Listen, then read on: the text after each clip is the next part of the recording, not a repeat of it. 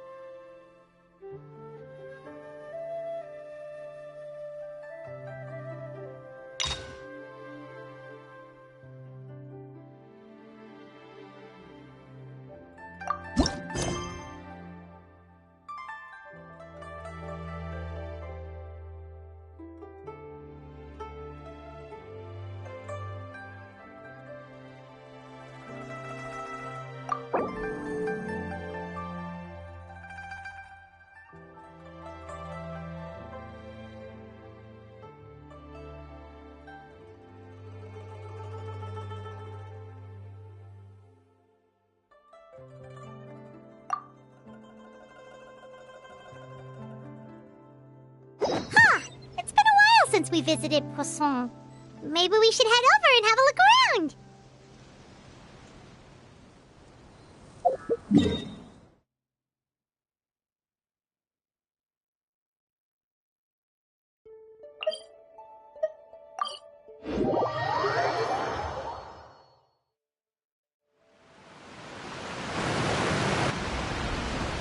Hey, traveler. Paimon.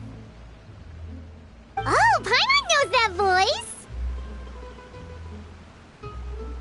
Over here.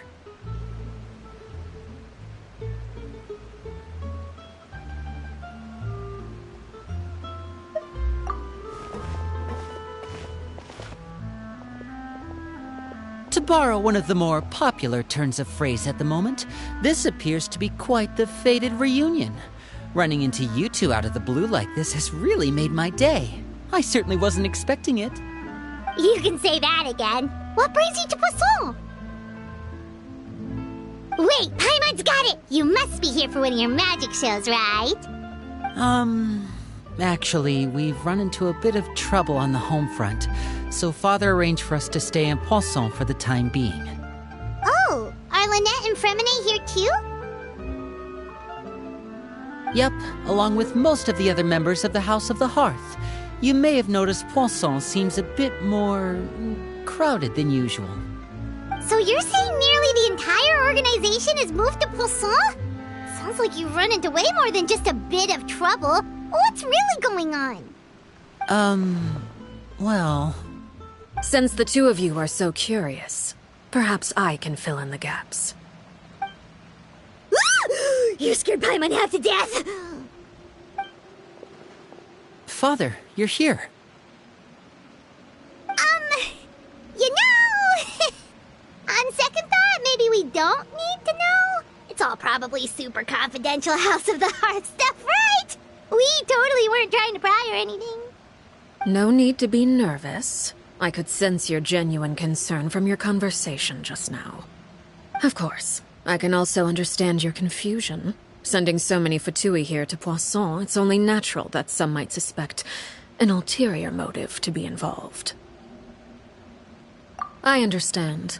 I'm well aware you've had your fair share of confrontations with the Fatui in the past, and I can't exactly guarantee that we'll remain on good terms in the future. As for right now, however, I would say we have little reason to be at odds, wouldn't you agree? The House of the Hearth could stand to be more open with those who have worked so closely with us in the past. As for the issue at hand, well, it hardly relates to any ulterior motive.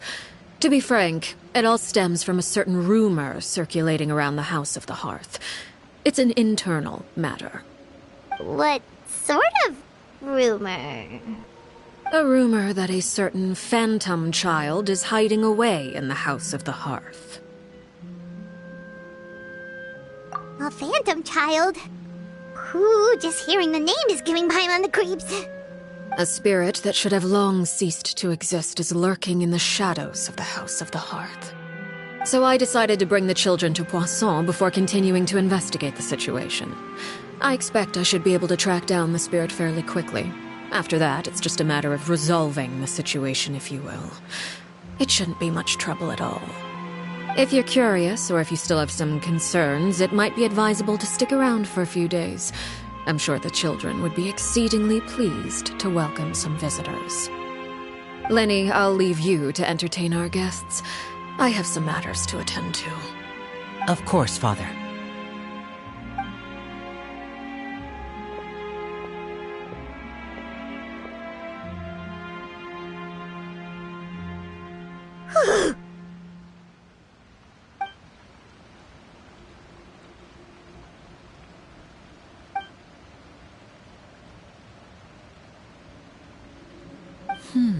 It has long been a dream of mine to invite you to our home and introduce you to my other siblings.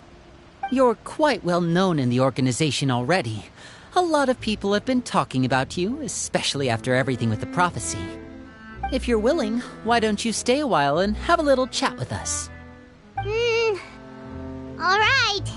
We don't have anything else to do right now anyway. But let's be clear, we're just gonna be there as guests, okay? Don't get any funny... Oh, wait a second. For your guests, that probably means we'll be treated to lots of yummy food, right? Of course. During our stay in Poisson, we've been helping out the locals with some fishing. We bring in quite the bounty every day. In fact, today's the perfect chance for me to show you what I can do in the kitchen. Let's go. I'll take you to where we're staying.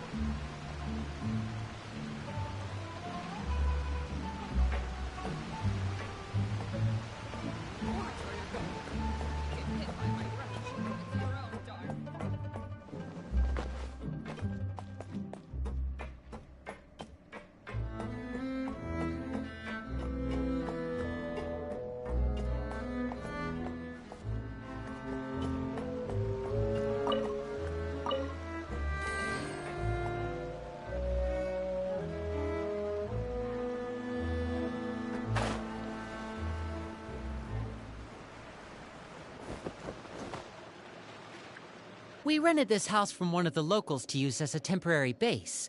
I'll come back later and tidy up a bit. After that, it should be all ready for you to stay in tonight. Awesome, thanks! So, where are we off to now? Well, when I happened to run into you two earlier, I was actually in the middle of distributing some supplies. With this many people staying in Poisson, we have to bring in outside supplies every now and then. I should probably make sure the rest of these provisions get delivered, otherwise people might start to get antsy. Okay, we'll come with! There are all sorts of rumors about your organization floating around out there. Paimon's not sure if she could even take a wild guess as to what's true and what's not. But now that we finally have the chance to see a day in the life of the house, we can take a good look at how you operate! Well, you're more than welcome to come along. Just follow me.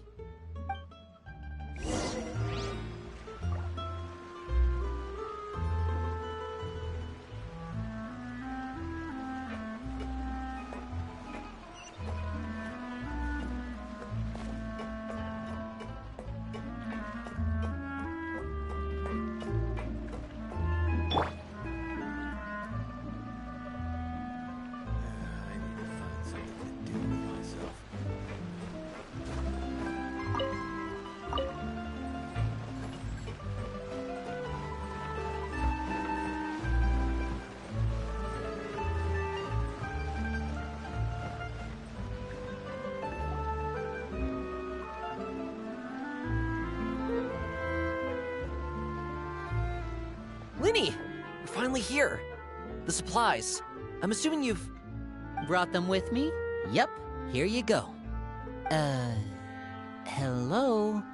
Something caught your eye? It's the Traveler and Paimon! No way! Come here, everyone! Hurry! The Traveler and Paimon are here!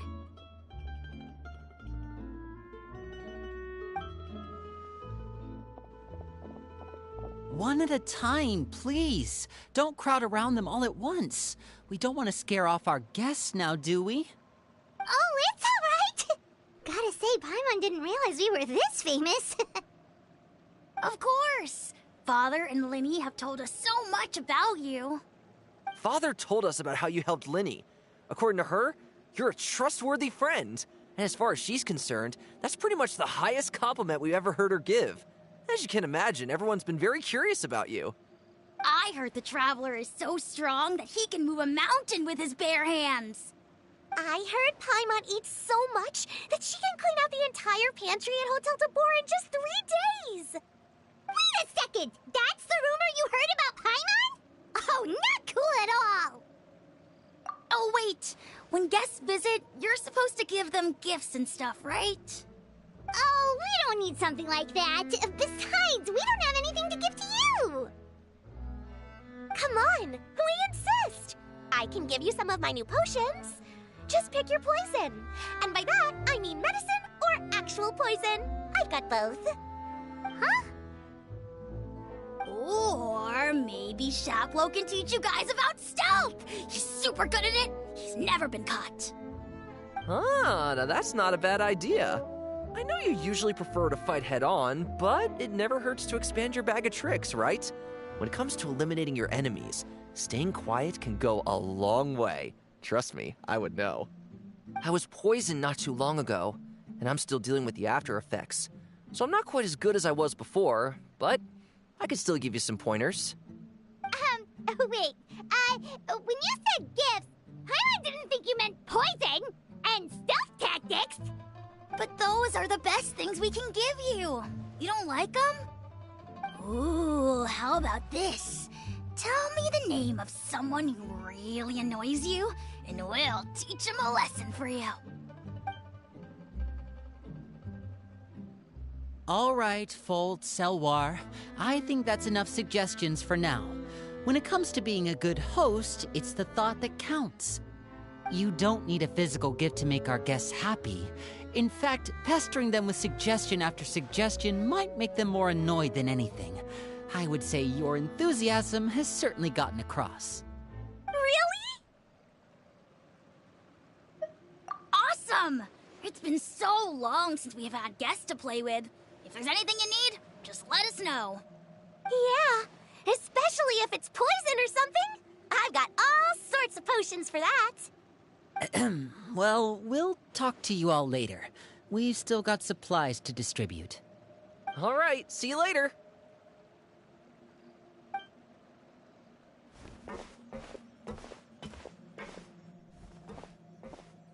Bye!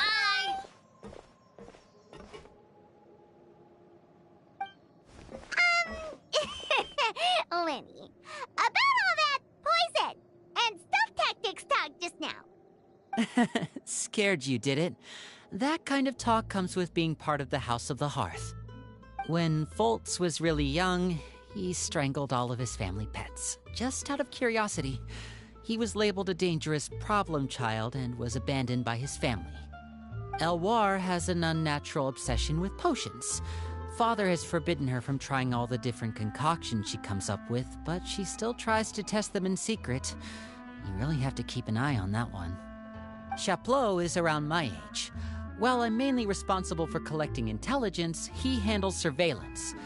He's very passionate about his work and has no reservations about taking on some very difficult missions.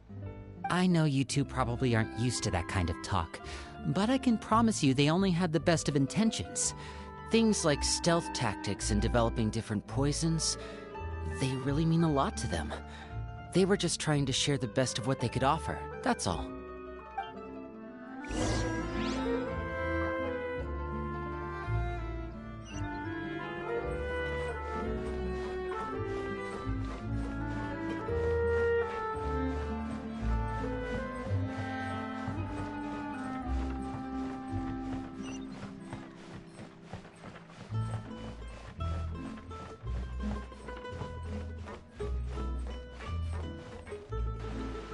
Filial, supplies are here.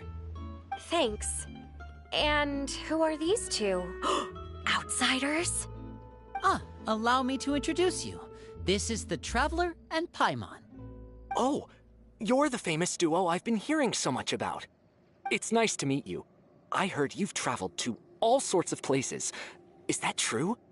Of course! We're making our way all across to that! Oh, good for you. You must be pretty familiar with Fontaine by now, then. Have you seen the new opera that started running recently? I think it's called... The 4,000 Thieves? Oh, this is the first we've heard of it. It seems like it's going to be fantastic. From what I've been able to tell from the posters, anyway. You should definitely check it out if you have the time. Oh, and there's the Blind Maiden, too. That one is supposed to have audience interaction. Seems pretty interesting. After this mission is over, I think I'll go get a manicure. Oh, maybe I should dye my hair. Wonder how much it'll cost. Is it just Paimon, or do these two seem much easier to get along with than the others? Looks like the House of the Hearth has some normal members after all. I heard that. Oh! Oops. I'm guessing you're referring to Foltz and the others? Yeah, we're definitely not all like them. I bet those crazies are practically foaming at the mouth right now. I'm sure they just can't wait to get back to Snezhnaya to carry out the plan. That's enough, Filial. Don't talk about family members behind their back, right?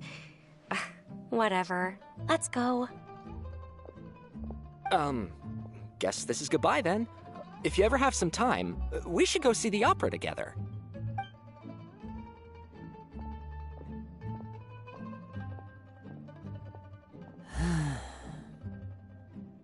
Well, that's it for the supplies. We should probably head back as well.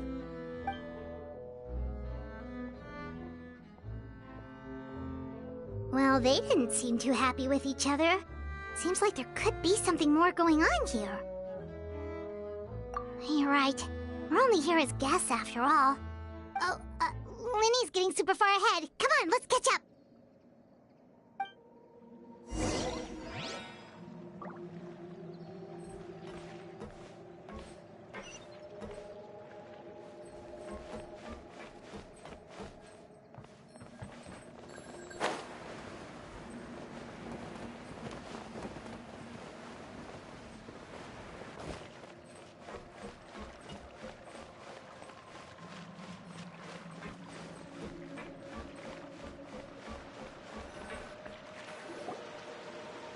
So, what do you think of the members you've met so far? Well, Father is always encouraging us to be strong-willed and independent. So if there's one thing we've got, it's people who aren't afraid to speak their mind. Well, I should probably get cooking. Wanna join? Of course! Then let's head out and... Huh? Fremine? What are you doing here? Well, Fremine!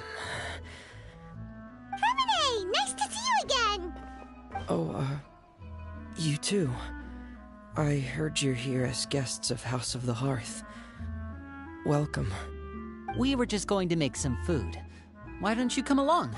I could use some help in the kitchen, and I seem to remember you mentioning you wanted to make seafood soup for the traveler in Paimon. Seafood soup? Oh, Paimon's drooling already. Were you looking for something just now, Fremine? Maybe I can help. It's nothing. I just wanted to see if there were any extra supplies. Yeah, we've got some left over. What do you need? Some food and water, and some clean cloth, if possible. No problem. Give me a second here. Food, water... Wait a minute. What do you need all of those for? You're not on any missions as far as I'm aware, and you were just going to come eat with us. So what's this all about? I thought I'd grab an extra portion because I get hungry at night. Could be because I'm growing, you know, and... Fremine, you remember what I told you? You're not like me. Your lying skills still need some work.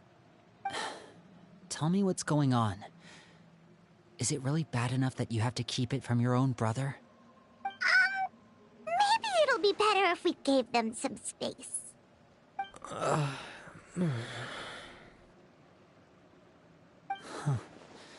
This is the first time I've seen that kind of look on your face. Whatever happened, does it have something to do with Father? Yes. Just follow me.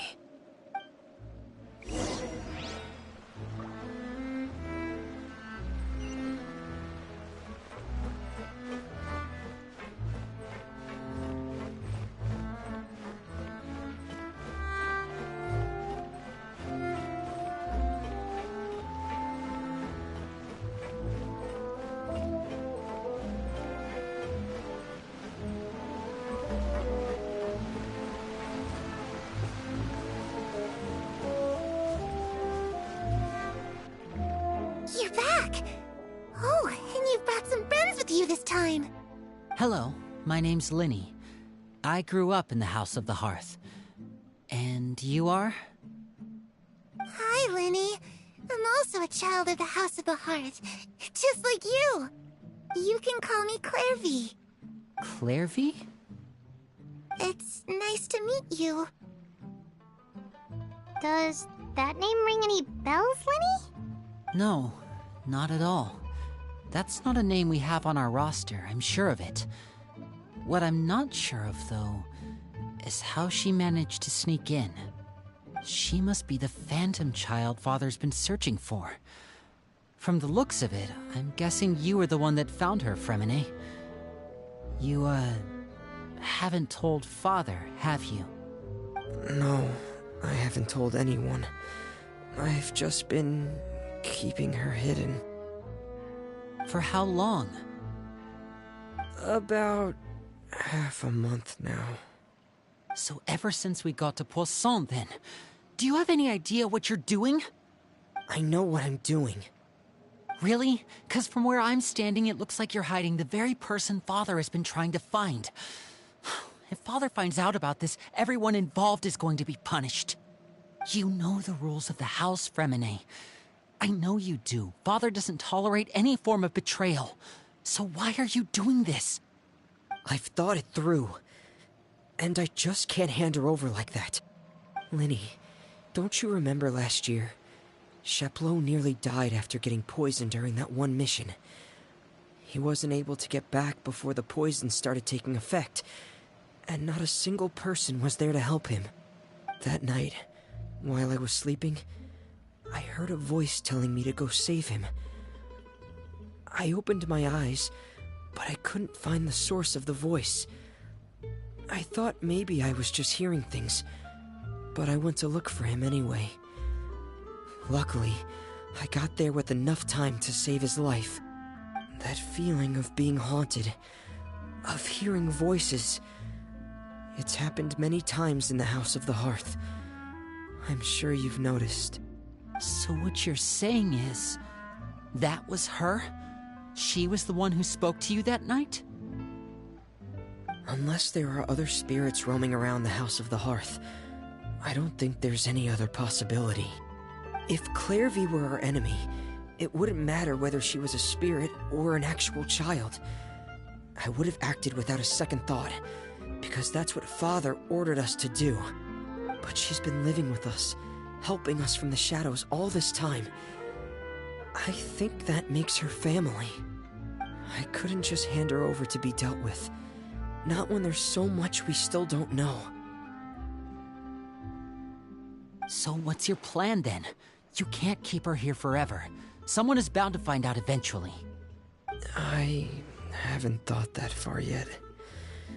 I don't want to disobey an order from Father, but I also don't want to put Clairvy in danger. Come with me. There are a couple things I'd like to say to you in private.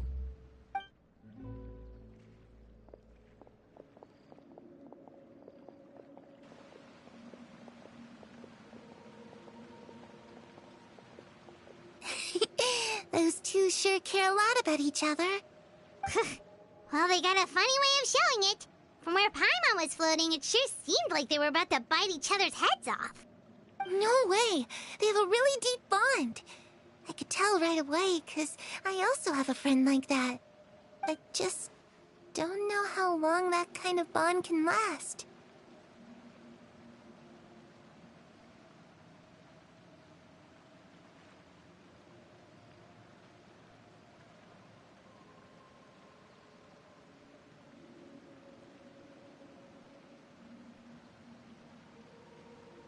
The darkness in the house runs deeper than you can imagine.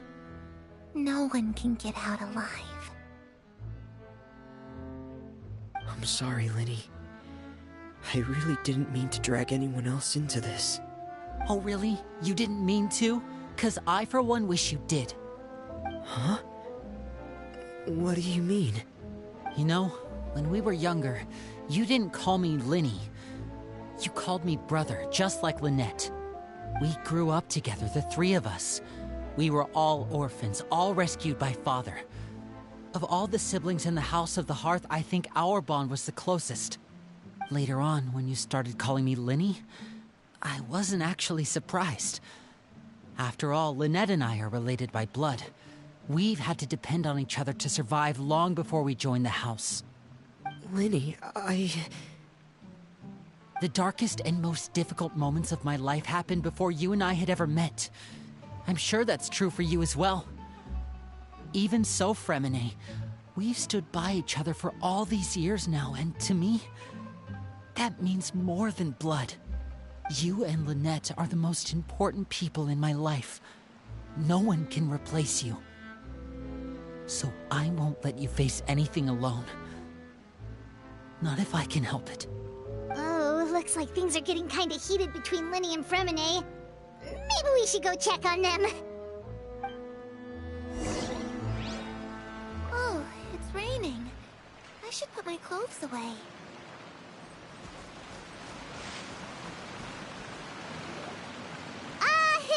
Hey, you two!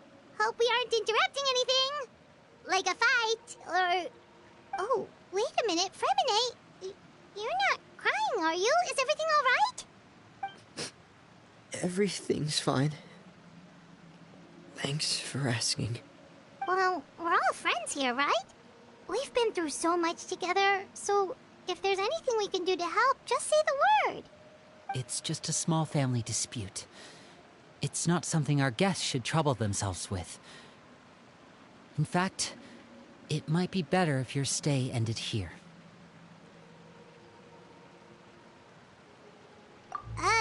What are you getting at, Traveler? When guests are around, families are often on their best behavior. And any disputes are less likely to escalate. That's what you're trying to say, isn't it?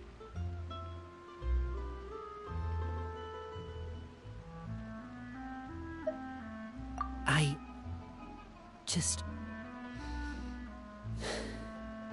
Thank you. I was really hoping to keep you out of it. But even if I could think of some other reason to turn you away, I'm not sure I could convince you. I know things could turn dangerous, so I promise you this. From now on, I'll protect you like my life depends on it. Me too. Well, back to the matter at hand then. If we don't plan on handing Clairvy over to Father, then our only other option is to solve the mystery of her identity before Father is able to track her down. That means finding out where she came from and what she's doing here. Then we can send her on her merry way and pretend like none of this ever happened. I've tried that already. And? And... nothing. I tried taking her somewhere really far away, but... after some time, she just reappeared. She even came with us all the way to Poisson. It seems like wherever the house is, she follows. I don't know much about spirits. Do you two have any ideas? Let's see here. Paimon remembers hearing something like, if you fulfill a spirit's last wish before they died, they'll let go of whatever's keeping them here and return to the ley lines. Oh, it's just that Paimon doesn't really remember where she heard that, so it's not guaranteed to work or anything. Well, sounds like it's worth a shot. Guess that means we should go ask her about her wish. But first, Fremine, I need you to promise me something. What is it? I need you to promise me that this will stay between the two of us. We're the masterminds behind this whole thing. No one else gets involved. Can you do that for me? Of course. I promise. All right. Then let's seal the promise just like when we were kids. Fist bump on 3. Ready? 1, 2, 3. I swear.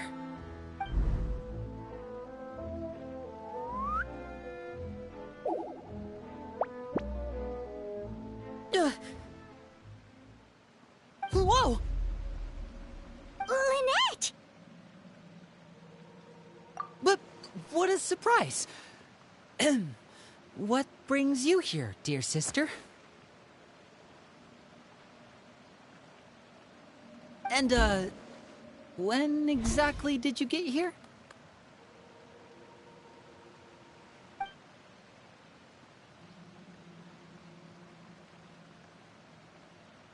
You're an idiot, brother. And you too, Fremine.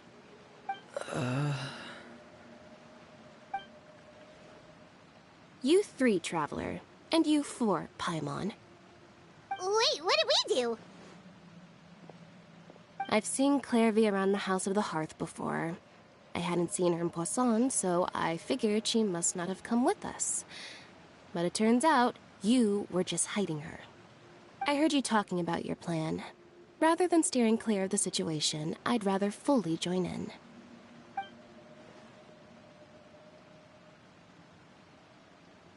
If you don't agree, I'll have no choice but to report everything back to Father.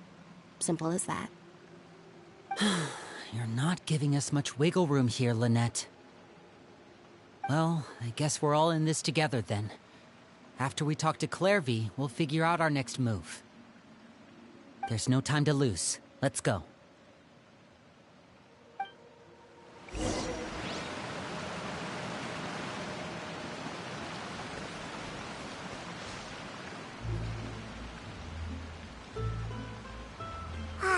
I'm full. Thank you for bringing me this food, you guys. She said she's full, but the food doesn't look like it's even been touched.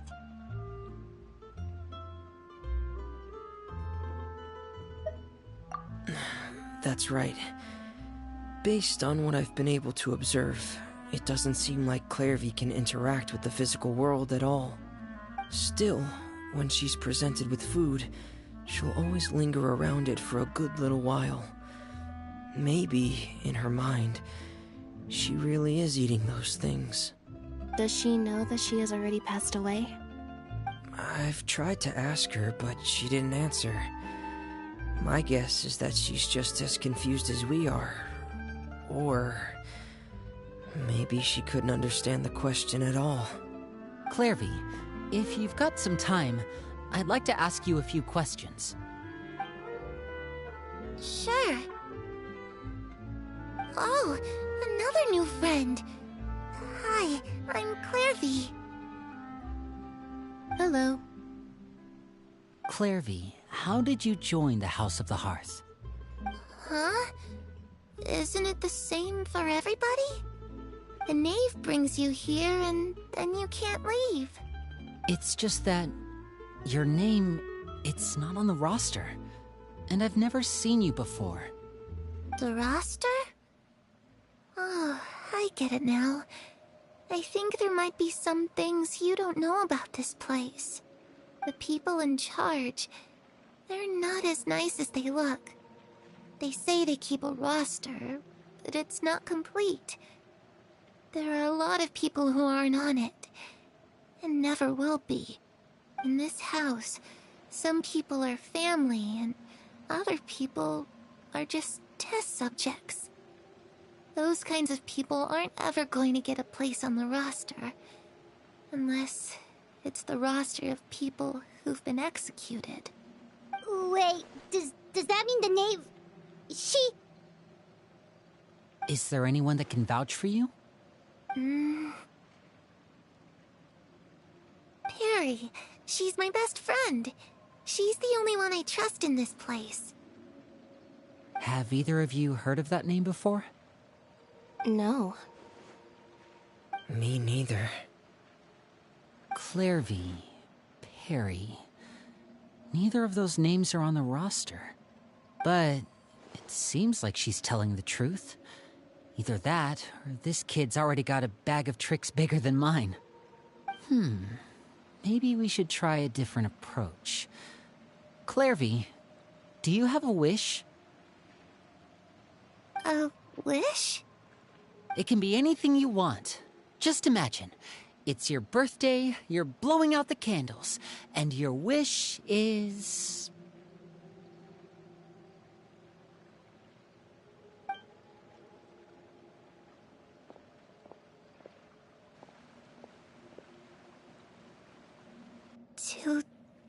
To go outside, where the sun can find me. That's... it? Well, that sounds easy enough. The darkness in the house runs deeper than you can imagine. No one can get out alive.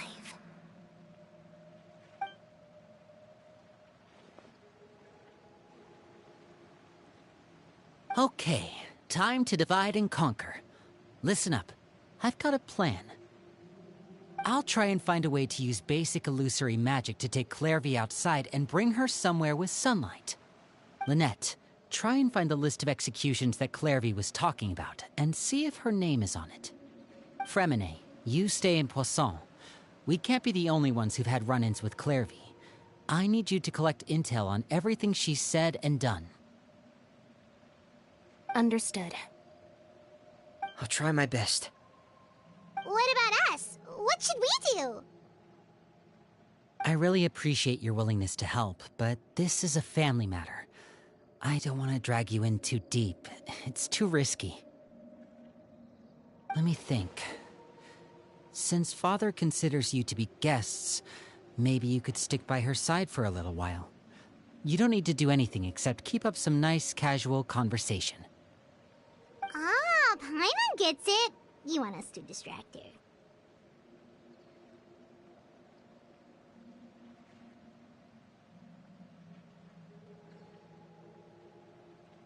I'll give you a magic bird. If Father suspects something, all you need to do is release it when she's not looking, and it'll alert me that something's wrong. Of course, that's only as a last resort. If Father doesn't seem to notice us, there's no need to make contact. We'll reconvene here tonight after all's said and done. If the worst-case scenario happens and we're discovered, just tell Father everything. We're not going to let our guests get punished for our own actions. That's where we draw the line.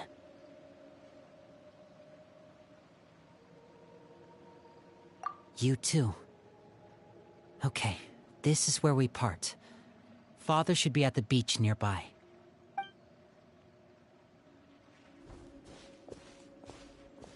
I really hope this goes well.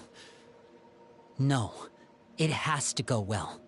That's the only way this can get resolved.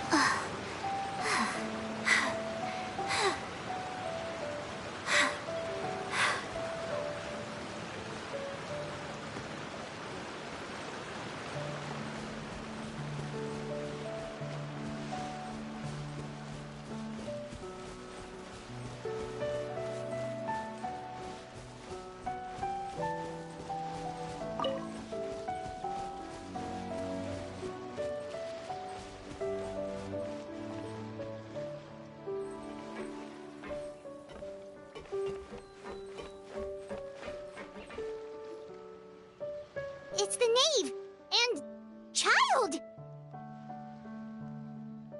Hey, aren't you supposed to be in Snezhnaya recuperating?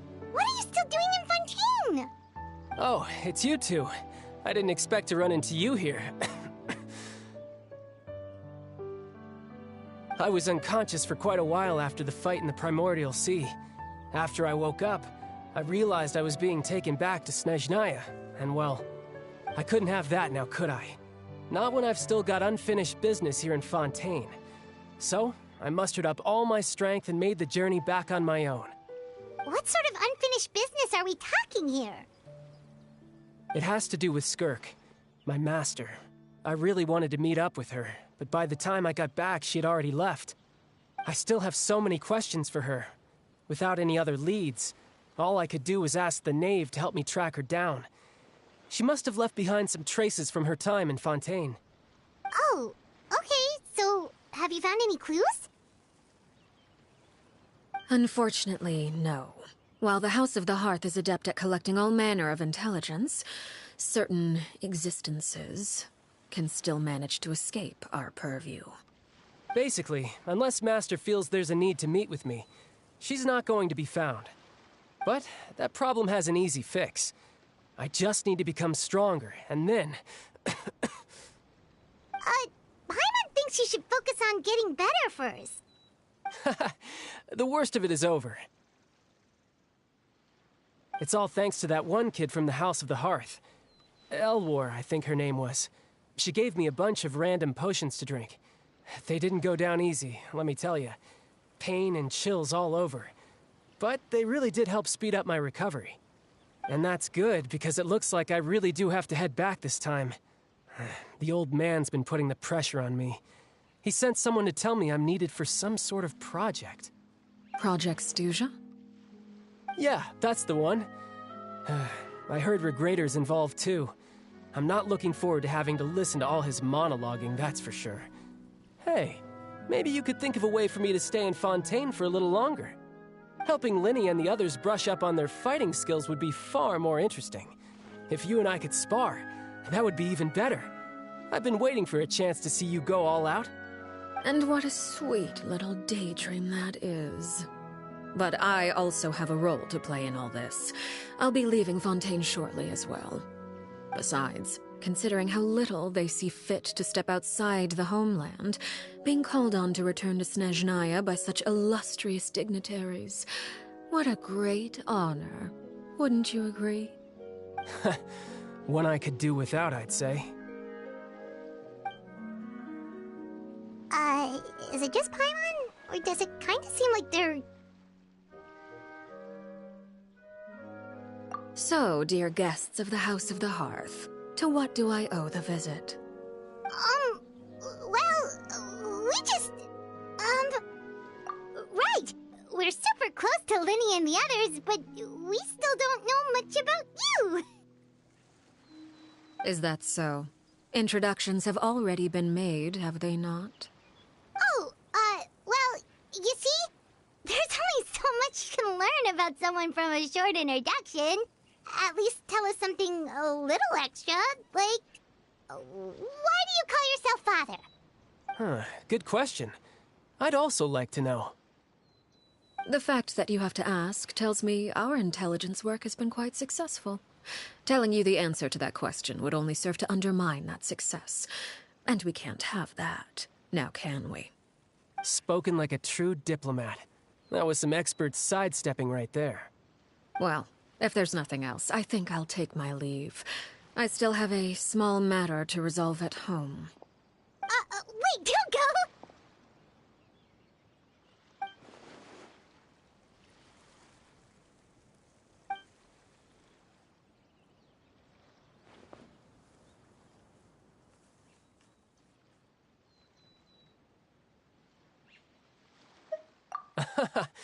I'd also like to hear the answer to this.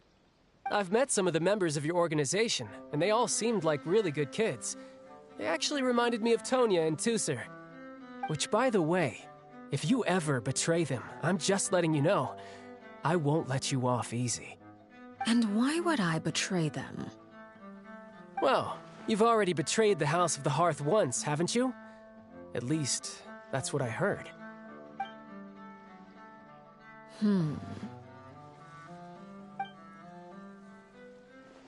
Okay, I admit. That's just what the old man told me. The rooster, I mean.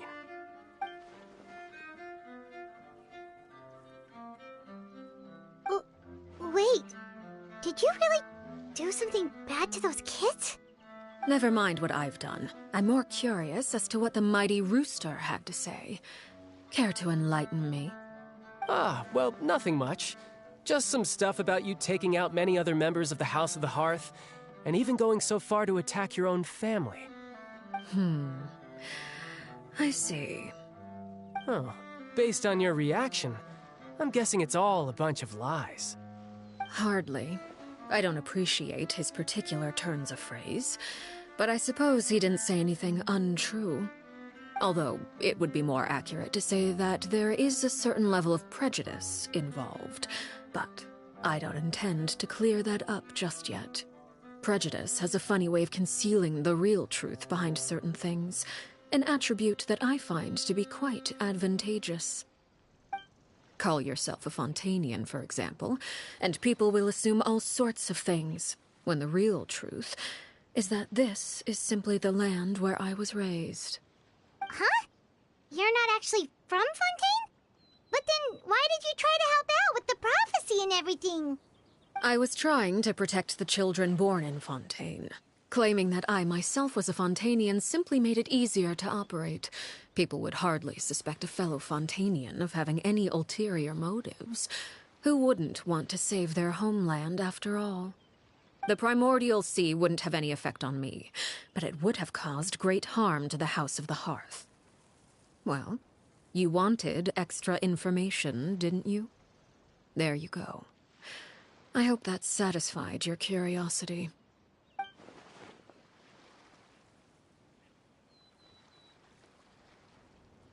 So, you stayed in Fontaine for the kids. I guess I was wrong to believe you'd betray them. Apologies. Looks like I was holding on to some prejudices myself. Good. Like I said, I like it when others have misconceptions of me. Actually, while I was recuperating at the House of the Hearth, there was something else that really caught my attention. I heard that members always resolve disputes and arguments with a friendly spar, and the loser has to back down. Seems pretty cool if you ask me. Would also give them plenty of opportunities to hone their skills. Well, that's only a recent development. In the past, such spars weren't nearly so friendly. The losing party would lose everything, including their life. They were that high stakes? Whew, at least that's not a thing anymore. Well, the current atmosphere's not half bad. I'm a bit jealous, actually. You've got so many family members around you, and you even get to live with them. Having a lot of family around means dealing with a considerable amount of bickering and scheming. Once Tonya and Tusser enter their rebellious phase, I'm sure you'll understand. Just imagine. Tusser becomes obsessed with plucking out strands from the rooster's mustache, or Tonya decides to dye her hair 42 different colors. Okay. I get the picture.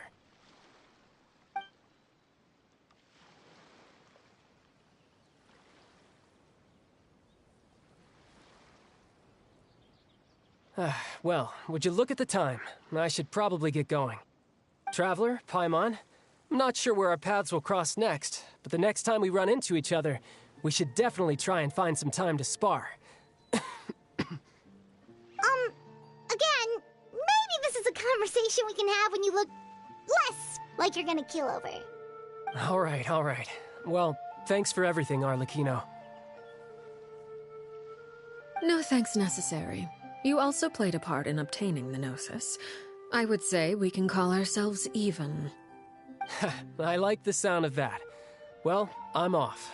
See you all some other time.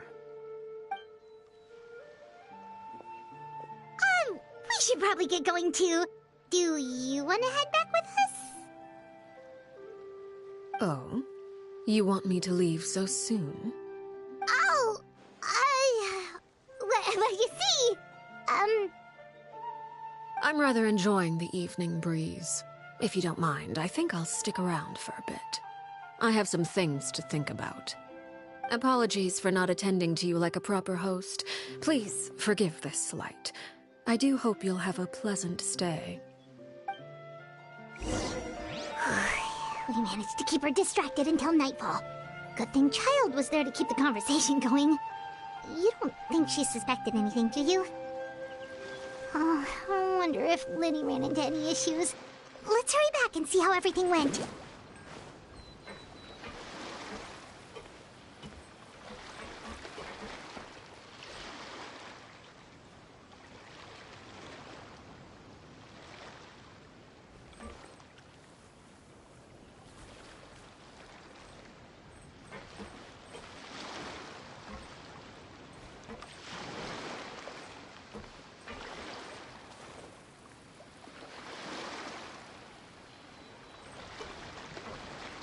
Donc, Alercchino pas de jambe Fontenoy.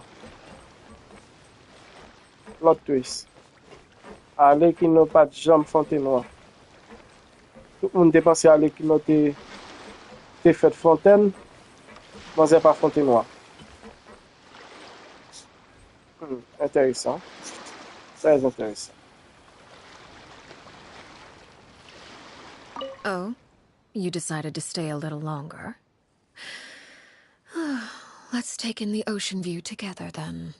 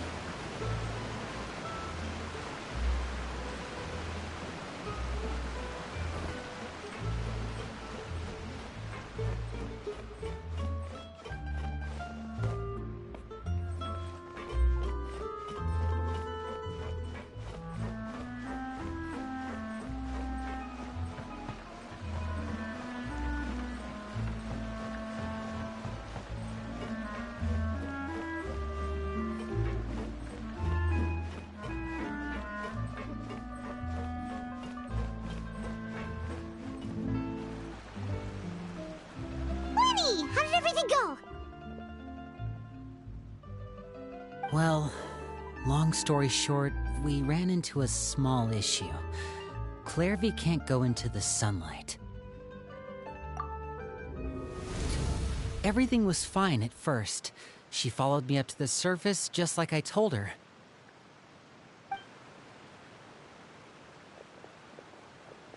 But as I led her out of the shadows and into the sunlight, she vanished. I turned around and there she was, standing at the edge of the shadows, silently watching me.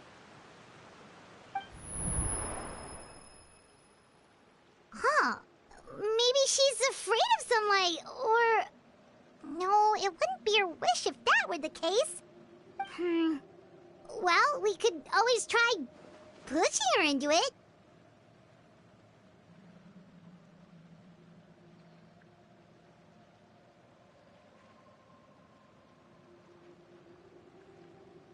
Oh, true. I've pretty much tried it all already. Nothing worked. Eventually, the sun went down, so all I could do was bring her back here. How did it go with you, Lynette? Good. I've got the list. It's right here. Really? Well, what are we waiting for? Let's take a look!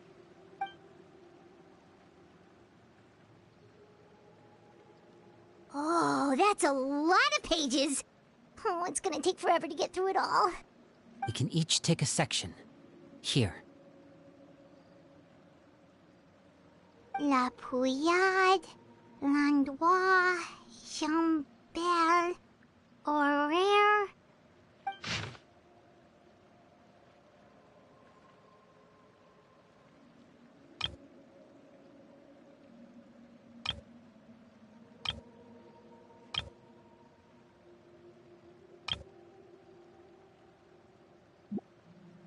Oh, yikes. That Horaire guy has a huge scar on his face. He's kinda giving Paimon the creeps. Ah, I've met him before. The scar is from an injury he received during a mission. I still remember him joking with me about it. He said any future lover would take one look at him and then lose all interest. Did he say anything else? Well, I asked if there was someone he was interested in. He said no, and that's where our conversation ended. It was only later that I learned he really did have someone he liked. He risked everything to escape so he could be with her, but it didn't work. One day, Father asked to see him, and, well, I never saw him again after that. Wait, so that means the knave, she...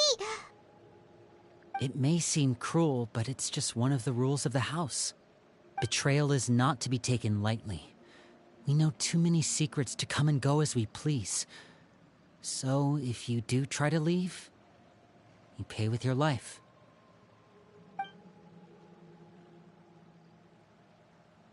Her name's not here, huh? Well, that's not too surprising. It doesn't seem like this list is complete. It only contains records dating back around 5 years. Let's shift our attention then. Fremine, were you able to find anything out? Fremine. Sorry. I was thinking about something. I managed to talk to quite a few people, but I couldn't help but notice that the atmosphere in the house was a little... strange. Strange? Yeah, I mean, I know there have been arguments in the past, times when people haven't gotten along. Chaplot and Filiol are a good example of that. Oh, those are two of the people that we met while delivering supplies. Paimon can see how they might not get along. They had very different vibes, and their, interests seem to be pretty different as well. That's to be expected, actually. Father brought us all here, shared her knowledge with us, taught us how to fight. That's one thing we all share. But that's also where the similarities end. Not all of us feel the same desire to stay here. As members of the House of the Hearth, we're also considered part of the Fatui. And to a lot of people, that's an identity they never asked for. Certain members get older and realize they want something else for themselves. But considering the rules of the house, most people would never say that out loud. People like Chaplot and Foltz are loyal to Father and her vision. They're proud to be part of the Fatui. Filial and Nantoy, on the other hand, well, they aren't quite as enthusiastic. These kinds of conflicts have always been there. It's not like Father is in the dark about any of this. Well, that's true. But it just feels like things have gotten worse lately. Filial and the others, it seemed like they were meeting in secret to talk about something. I can't say for sure, but I think they've met Clairvy. You think she's been inciting them to act out? No, not exactly.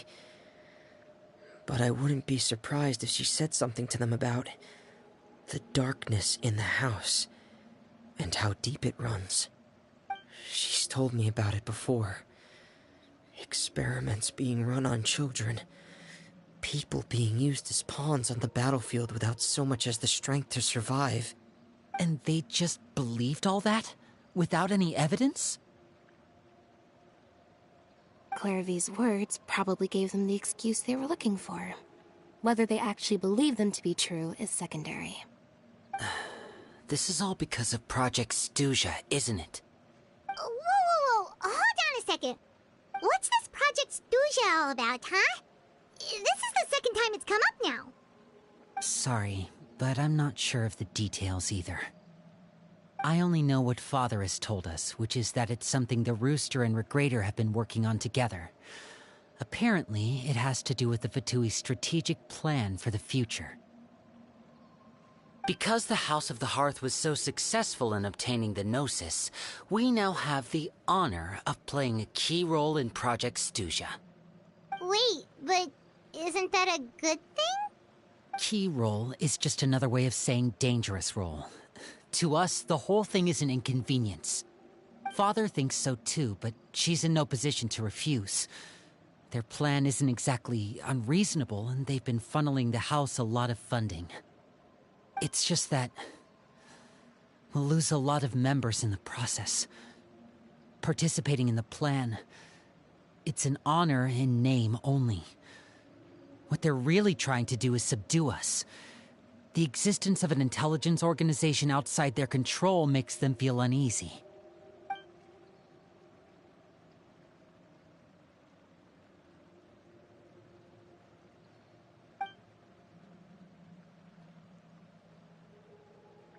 Okay, super complicated top secret Fatui business aside, what does all of this have to do with the conflicts you were talking about earlier?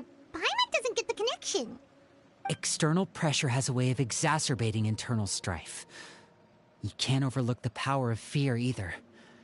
People are afraid of dying, and that fear is often the impetus for a lot of stupid decisions. I thought resolving the Clairvy situation would make everything go back to normal, but it looks like things are more complicated than I thought. If we leave Filial and the others to their own devices, sooner or later, Father will be forced to take action. We can only focus on one situation at a time, brother. You're right. Even if we confront Filial and the others, it won't do any good. It might even make matters worse. We should focus on Clairvy for now. Well, it's getting late. We should head back and get some rest. We'll try again first thing tomorrow. Lynette, you stick with me this time. Fremine, keep a close eye on Filial and the others. Make sure they don't do anything they'll regret. Good work today, everyone. Have a good night, and I'll see you tomorrow.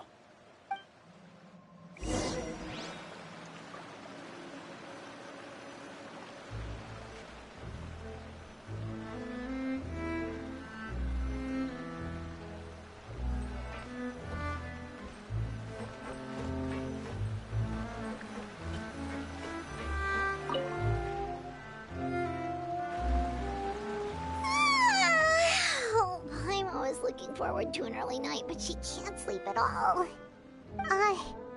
Hey, you don't think the the knave will be too angry with Lenny and everyone if she finds out about all this, do you?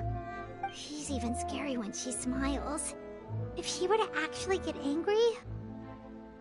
Ooh, you have to protect Paimon if that happens, okay, Traveler?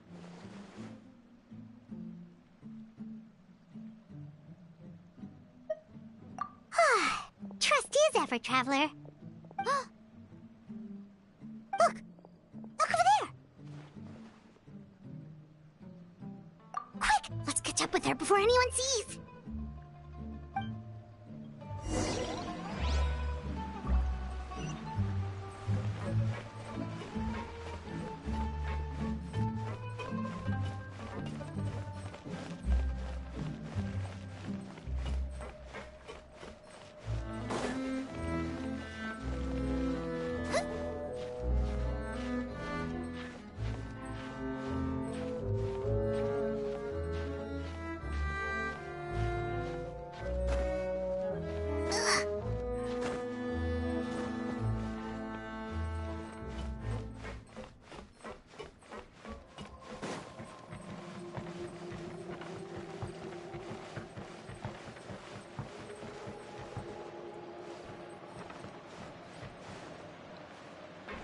Over there!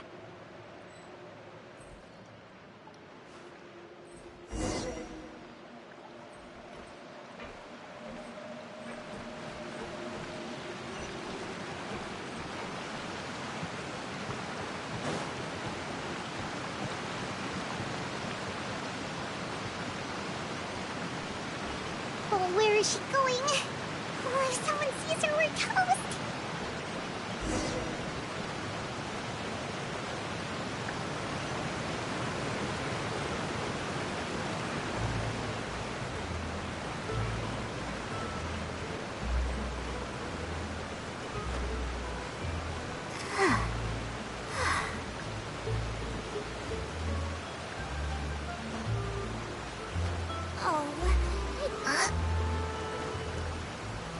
Oh, look!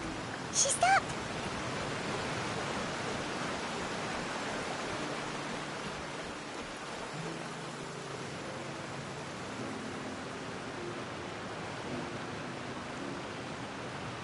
Clairvy!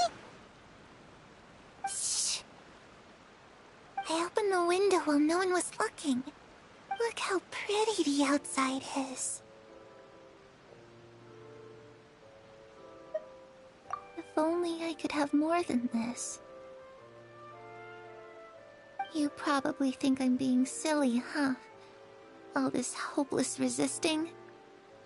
It's better to dream of what I could have than try to make it a reality, right? Please, help us get on the same page here, Clary. We need you to tell us what you know. Can you do that? Sure.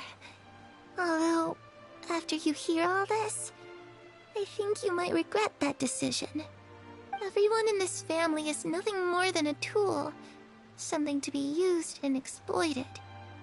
We're all expendable. Including me. As long as you're useful, you get to stick around. Lose your value, and you're handed over to the doctor, experimented on, and given a fate worse than death. I've seen it happen again and again, and I've had enough. You're saying the knave did all that?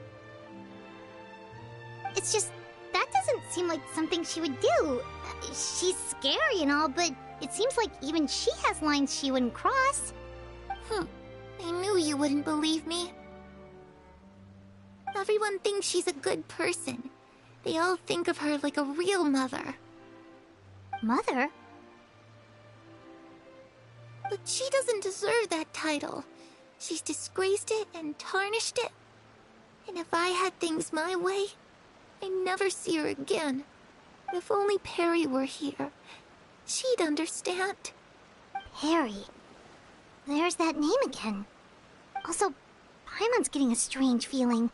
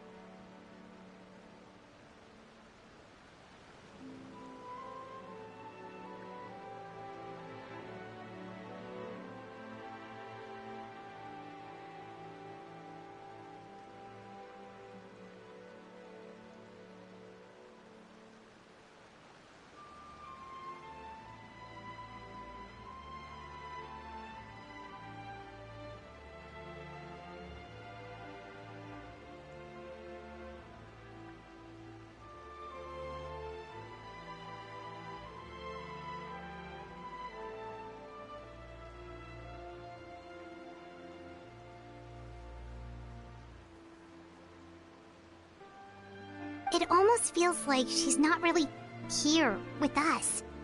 Paimon can't tell if she's actually talking to us or if she's mistaken us for someone else. Well, in any case, it seems like she really needs someone to talk to. We should keep her company for a little longer. She looks so young. But it seems like she's been through a lot. It's getting windy. I should close the window. Ooh, look at the moon. Isn't it pretty? Hey, wanna hear a secret? I heard that if you look up at the night sky in Snezhnaya, you can see the aurora. It's supposed to be super pretty. Even prettier than the moon tonight. Perry and I promised each other that once we're older, we're gonna go see it together. But I can't find her. I'm worried she's also been... No, that wouldn't happen to her. She's special. Mother likes her a lot. I should really go talk to Mother, but we just fought. She doesn't want to see me, and I'm too scared to face her. What should I do?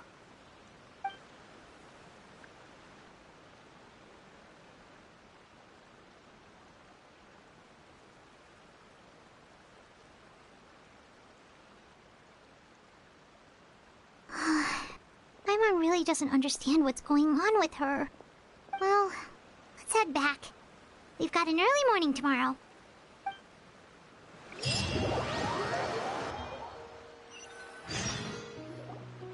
All right, looks like we're all here. Let's go ahead with the plan. Oh? What is it? What makes you ask that? Well, we kinda ran into Clairvy last night, and that's what she told us.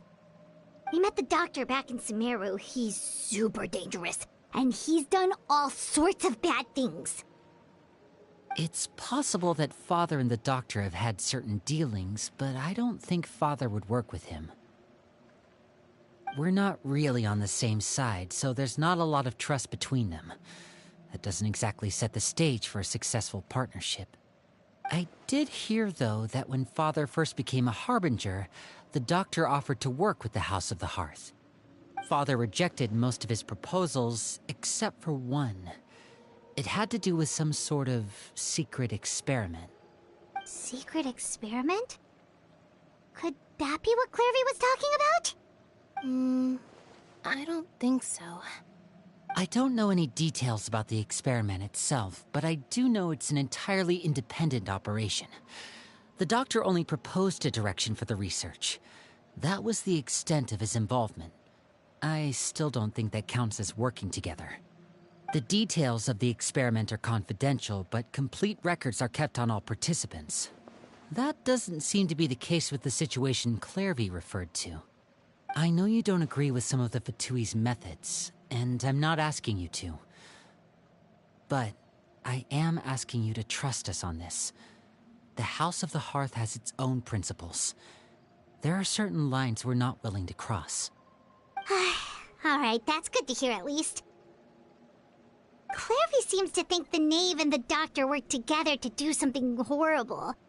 If that turned out to be true, Paimon doesn't know how he would even face you guys. It's just that it doesn't seem like Clairvy is lying either. The easiest thing to do would be just ask the Knave directly, but Paimon doesn't think she'd tell us. Father didn't come back last night. She's probably still near the shore. We'll be counting on you to distract her. Lynette, you're with me. Fremine, you know what to do. Be on your guard, everyone. All right, let's get to it.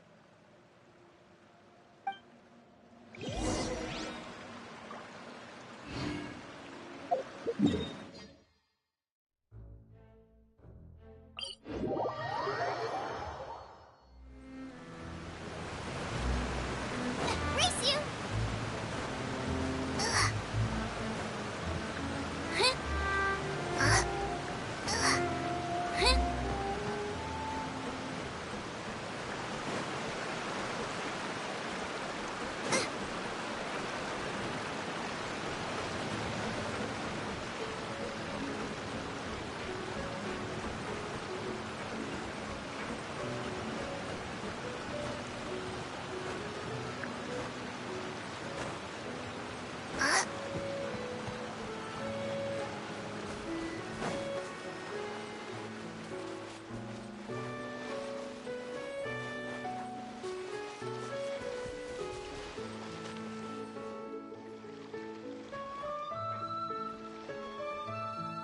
Ah, it's you two again.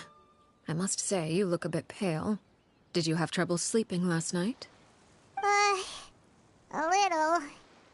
Perhaps if you had less on your mind, you'd be able to absolve yourself of such troubles. So what are you planning to do now? Catch up on some sleep? Or should I give you some time to rack your brain for a topic to discuss before I ask any questions?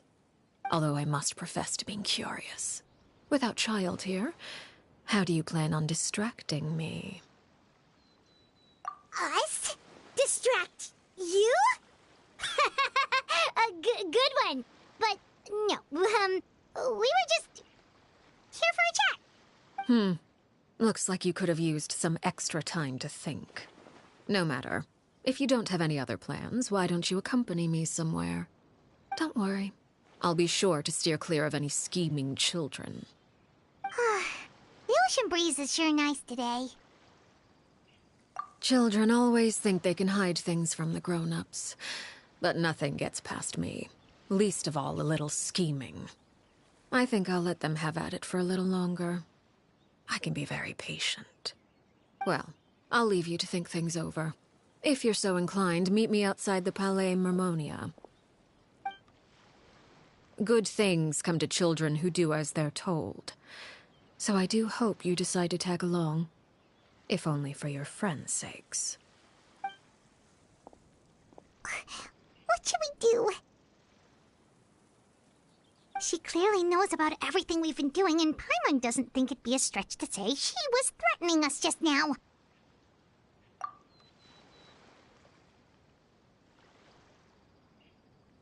Oh, good idea. Hopefully he sees it in time. Well, we should probably head to the Palais Mermonia. Paimon doesn't want to find out what happens if we don't show up. Based on what the knave was saying just now, it sure didn't seem like it'd be anything good. Okay, then we probably shouldn't keep her waiting. It seems like Linny and the others are on thin ice, so let's do our best to not get them in any more trouble.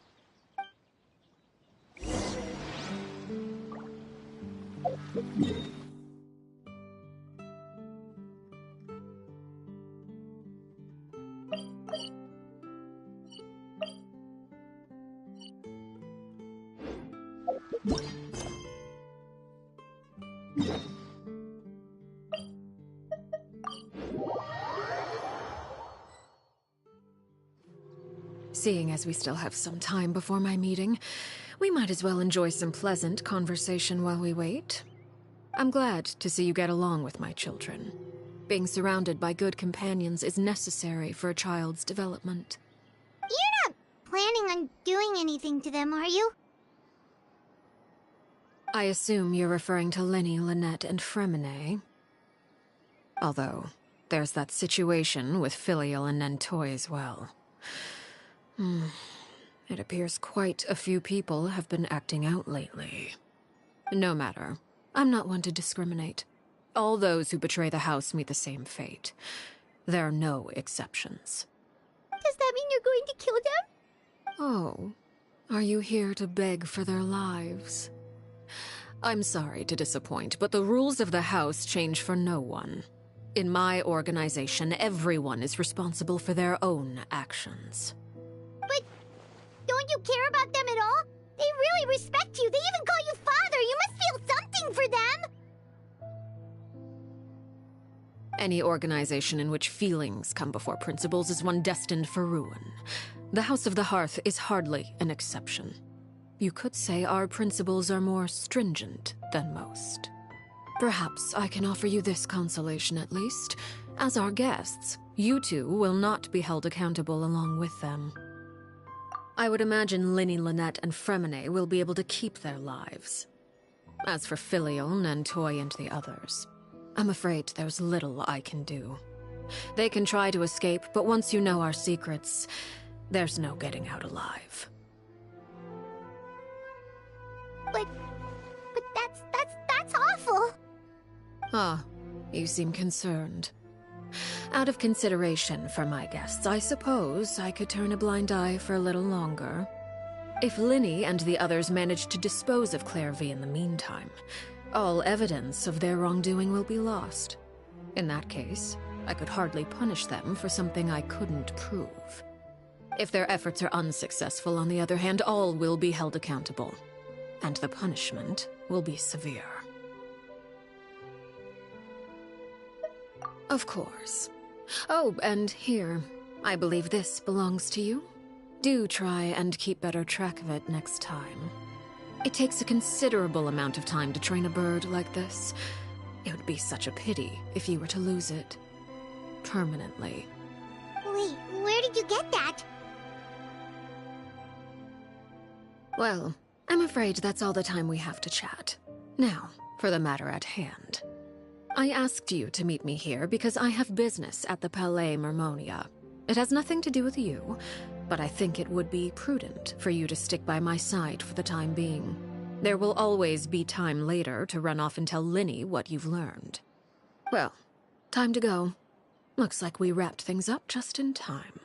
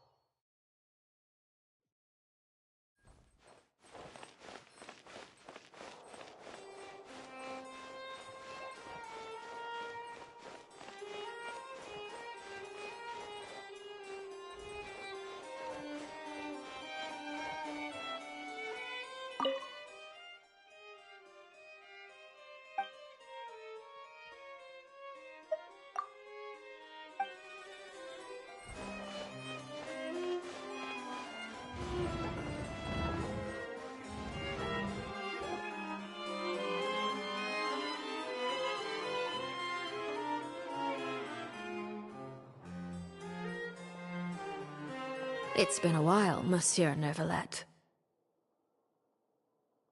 I must say, I wasn't expecting my meeting request to be approved quite so quickly.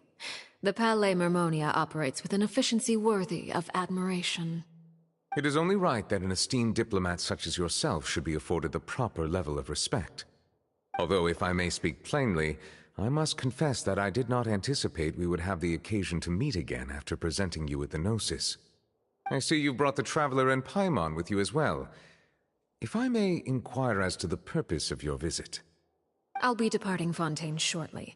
There is, however, an outstanding matter that I would like to see resolved before I go. It requires a rather lengthy explanation, I'm afraid. So I took the liberty of explaining everything in this proposal. Please review it at your leisure, Monsieur Neuvillette.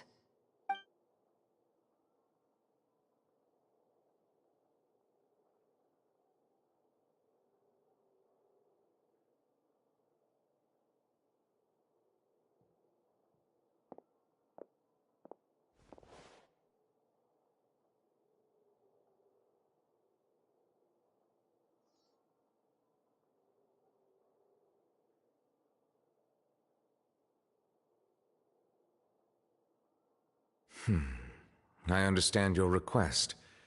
However, at the risk of causing offense, I must admit that I fail to see why you would wish for such a thing. I heard you have a certain fondness for water tasting, Monsieur Neuvillette, so allow me to use water as an analogy. A family is like a large body of water with countless rivers flowing in and out. As someone who watches over this system, I would hope that each river that flows from the source will eventually reach the ocean. Of course, objectively speaking, I know this is impossible. Most of the rivers will dry up along the way, disappearing into the ground and leaving nothing but a barren riverbed behind. Not all rivers are destined to reach the ocean, but I would not see their existence rendered meaningless. I believe the water that flows within them is simply meant for a different destination, like a field in need of irrigation. Or perhaps the glass of a certain water-tasting enthusiast. Did you get any of that, Traveler? Your words paint an optimistic picture indeed. Allow me to remind you, however, few among us are willing to sip from a glass filled with tainted water. It may have been tainted at one point in time, but not to worry. I'll make sure it's strained of all impurities and returned to its cleanest form.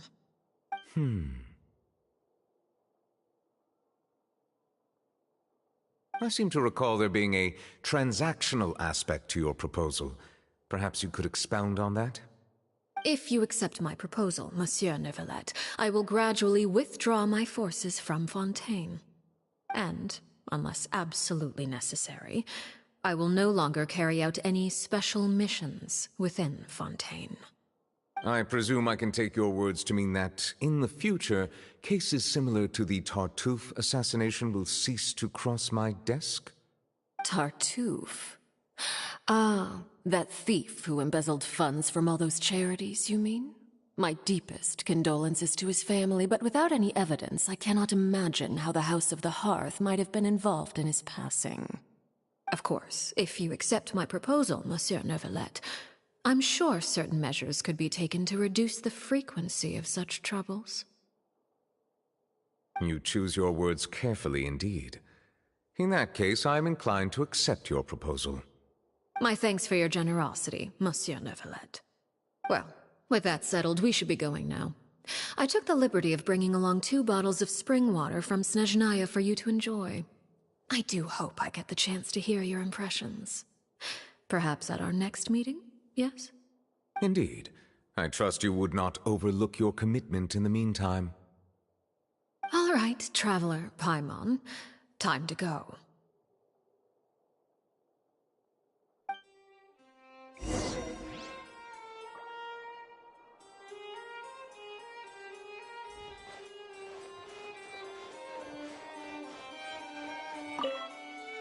I believe I've told you before that my emotions easily resonate with those of others.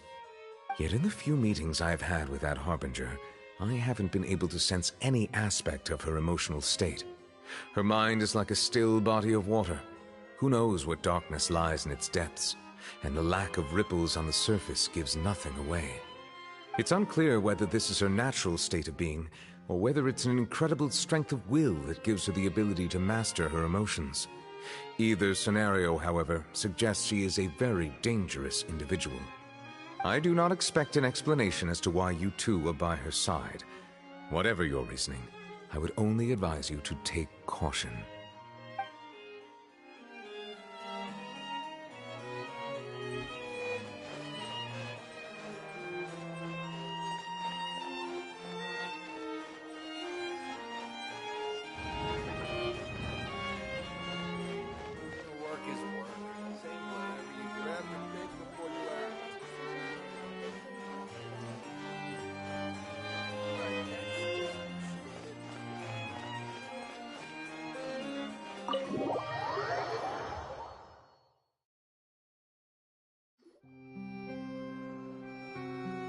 So, what exactly were you talking about back there? Paimon only heard you mention some rivers, a large body of water, and then some kind of irrigation scheme. You really want to know? I would imagine there might be more pressing concerns at the moment. Winnie, Paimon really hopes everything's going okay.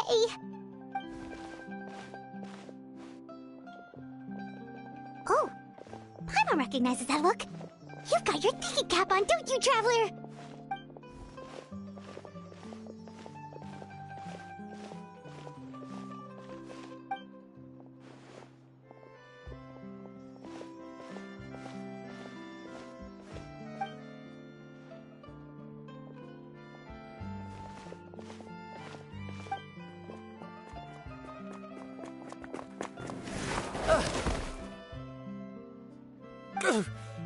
Oh, shoot.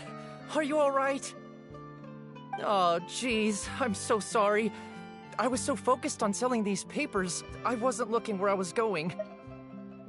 Well, let me make it up to you at least. Here, take this paper. On the house.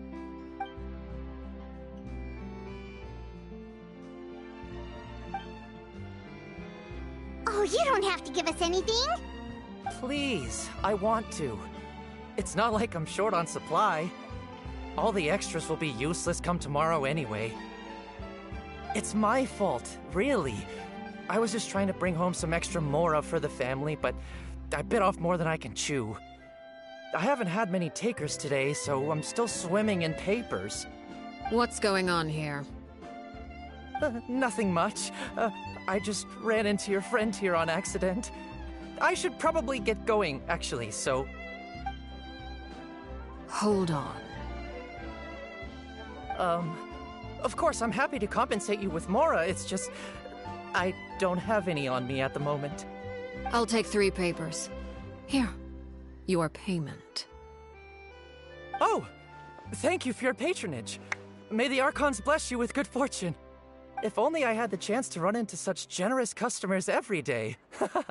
I should probably just take on a smaller inventory though, right? I'm getting married soon, so sometimes it's hard to not get ahead of myself. Anyway, I should head out. Goodbye! Well, now that my affairs are settled, we should take the boat back to Poisson. We've even acquired some light reading to enjoy along the way. Actually, why don't we stick around for a little longer? Paimon just realized how hungry she is. She can't head back to Poisson on an empty stomach.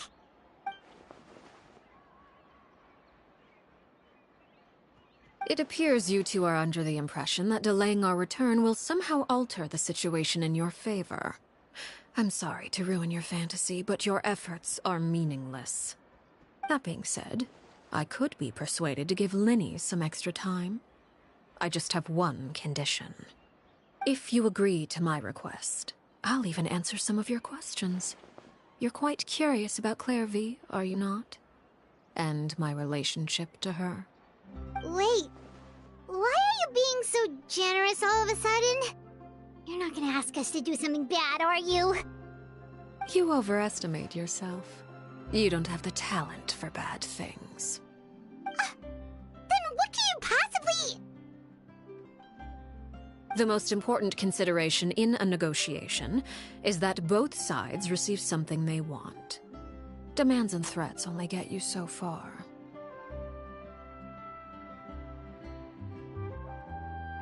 Wonderful. Here it is. When the time comes, make the choice that you deem most appropriate in the situation, and lend your help to the House of the Hearth. Okay, sounds normal enough. But what do you mean, when the time comes? When is that supposed to be? That is for you to decide.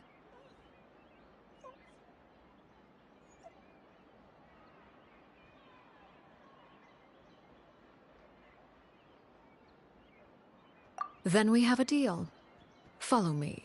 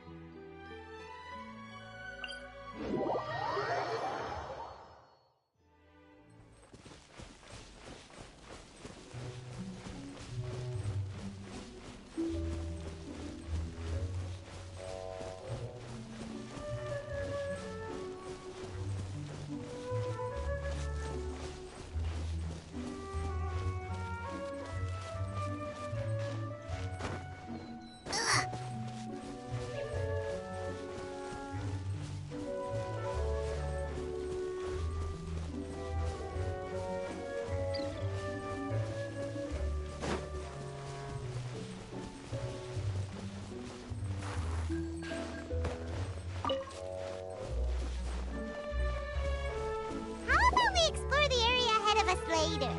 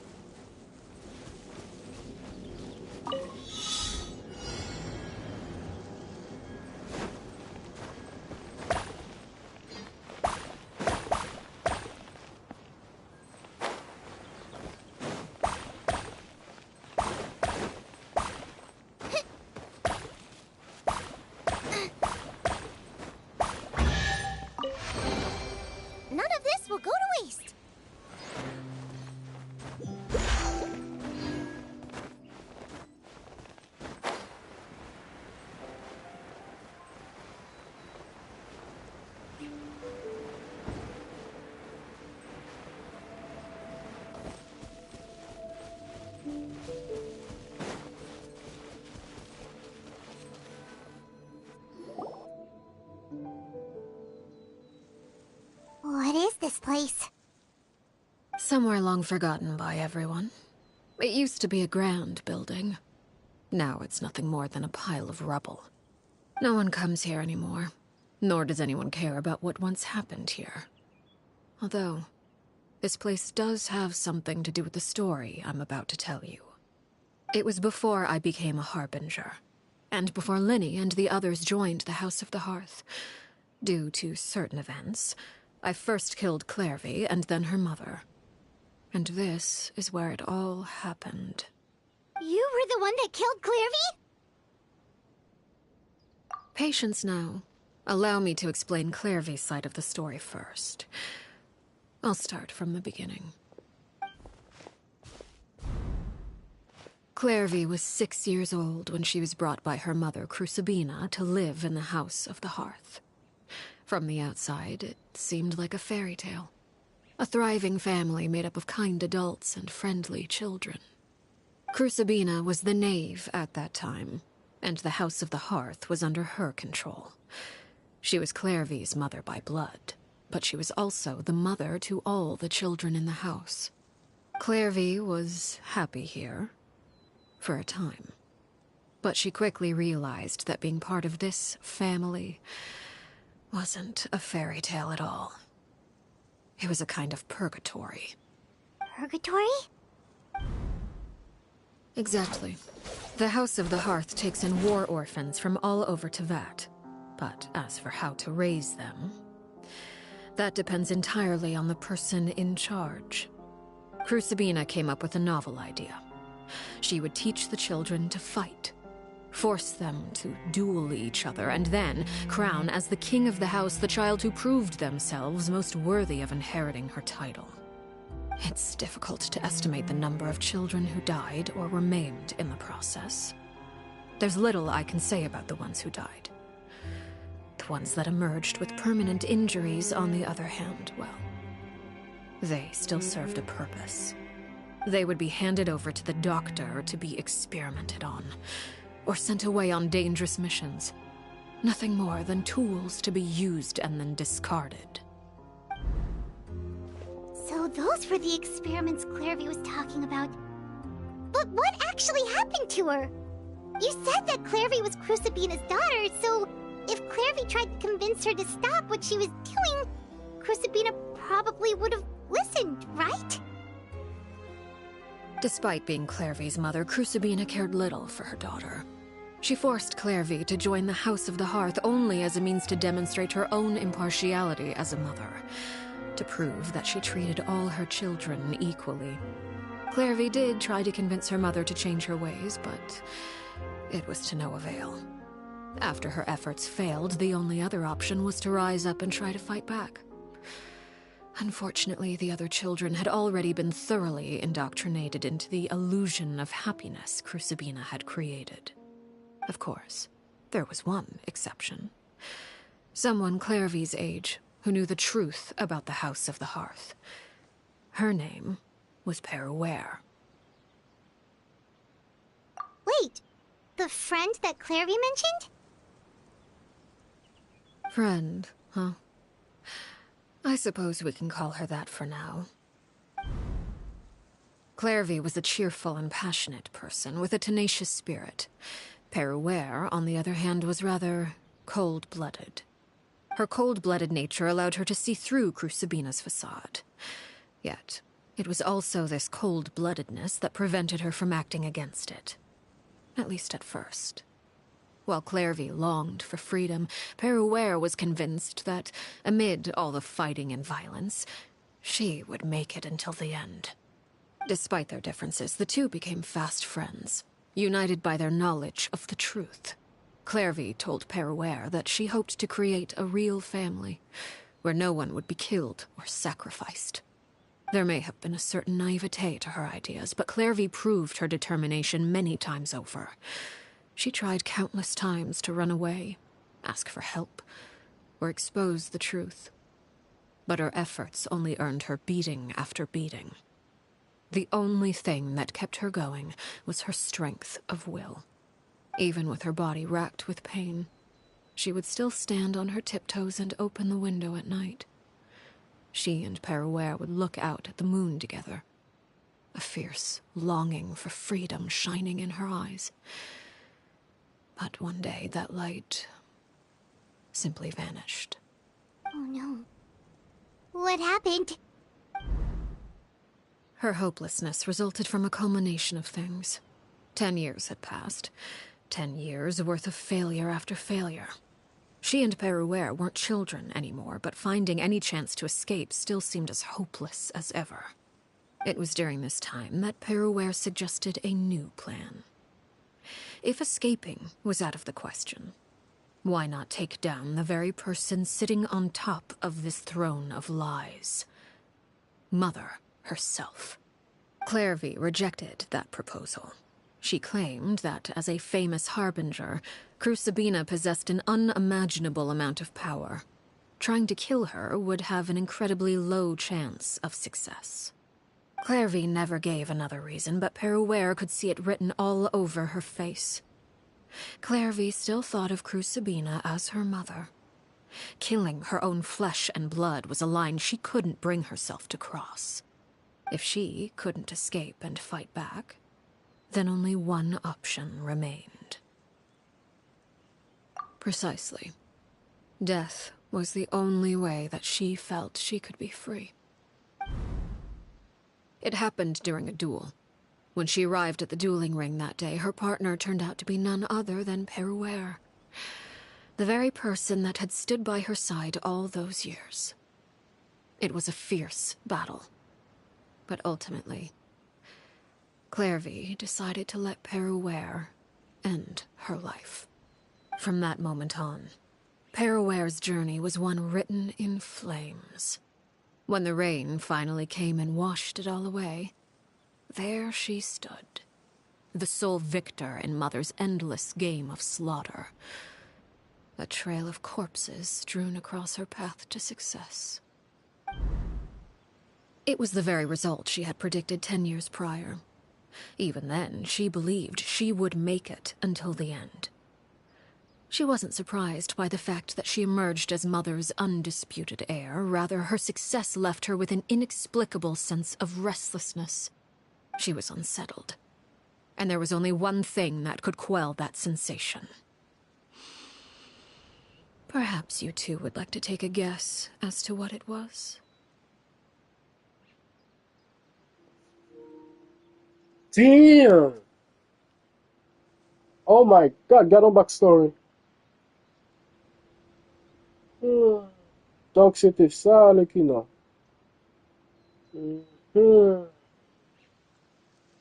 Donc c'est ça. Wow. Wow. Wow. Wow, m'pa gen lot moun kon. Wow. Wow. Crucibina, you mean? But... Correct. This is the place where Peruere killed her best friend. A mere year later, this is also the place where she fought tooth and nail to kill the mother they shared. The moment she acted, any conception of what was right or wrong ceased to matter. It's one of the principles of the house. Only those who survive get to write the rules. Peruere won the battle, and became a harbinger herself. After which Her Majesty, the Tsaritsa, bestowed upon her a new name. Alercchino. So the Perry Clairvy was talking about... It was you all along. You're Peruere. Alercchino is just a name you got later. I left that name behind long ago. I must say, hearing it now does bring back memories. After I defeated Crucibina, the moniker of Mother died with her. I chose to forego the title she called herself, and even chose to give up my own name. I rebuilt the House of the Hearth under a new identity. Not only as Alercchino, but as father. And that is where the story ends. Any more questions? Yeah. Based on what you just told us, Clairvy wasn't a little kid when she was killed. So the Clairvy we met... Was she really a spirit at all? I suppose you could call her an illusion born of flame. Her existence is like ashes to a fire. Something left over in the wake of blaze and ruin. You see, a certain power runs through my veins. It's not unlike a curse. My flames leave behind shadows of anything they consume. Of course, the chances of those shadows morphing into a sentient entity are exceedingly slim. Clairvy is a very special case.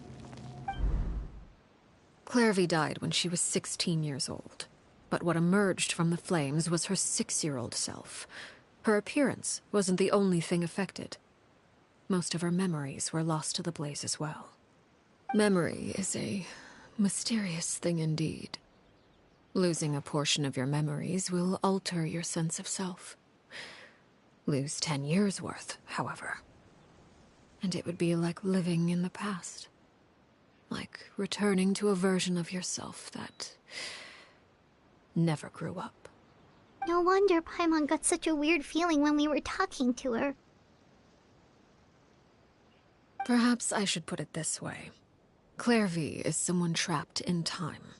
It may seem like she exists with us in the present, but she truly lives in the confines of her own past. So if all of that is true, then you must have known about Clairvy for a long time.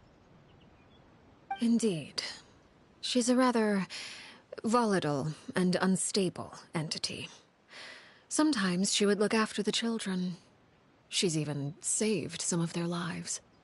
But other times, she would hide from me and become obsessed with revealing the truth about the house to anyone who will listen. Shadows don't have the capacity to learn or grow.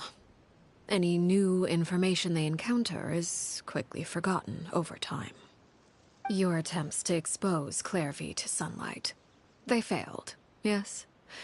The reason is actually quite simple. In Clairvy's mind, the house is impossible to escape, and it is this very perception that traps her there. But no matter. All I have to do is kill her again, and all will be resolved. I don't anticipate so much as a single speck of ash will be left behind this time. Wait! Paimon can understand why you might want her gone, but isn't there another way?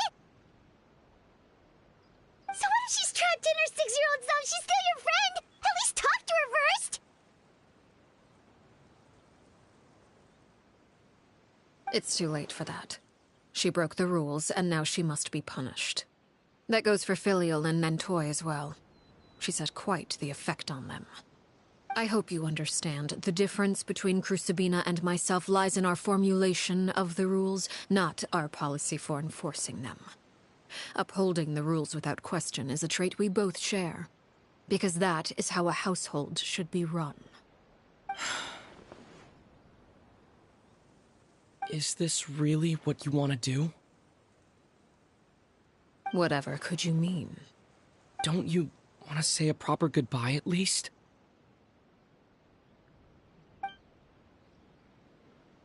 Whether as a killer or as a father, there are two things that must be avoided at all costs: anger and sorrow.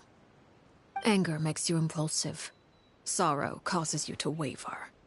Well, it appears it's about time to proceed.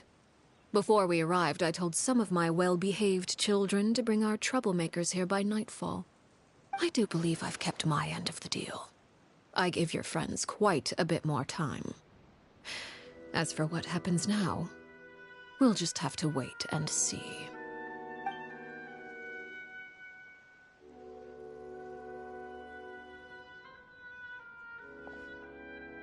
Here they are, Father. You gonna execute him? Seeing something like that would actually be a first for me. Winnie! I'm sorry. I heard about how you helped buy us more time. But I still failed. I couldn't find a way to fulfill her wish. Huh? Are you...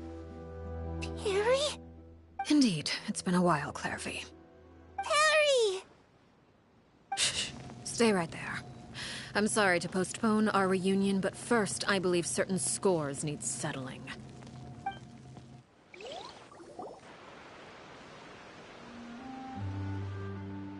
Father, let me explain.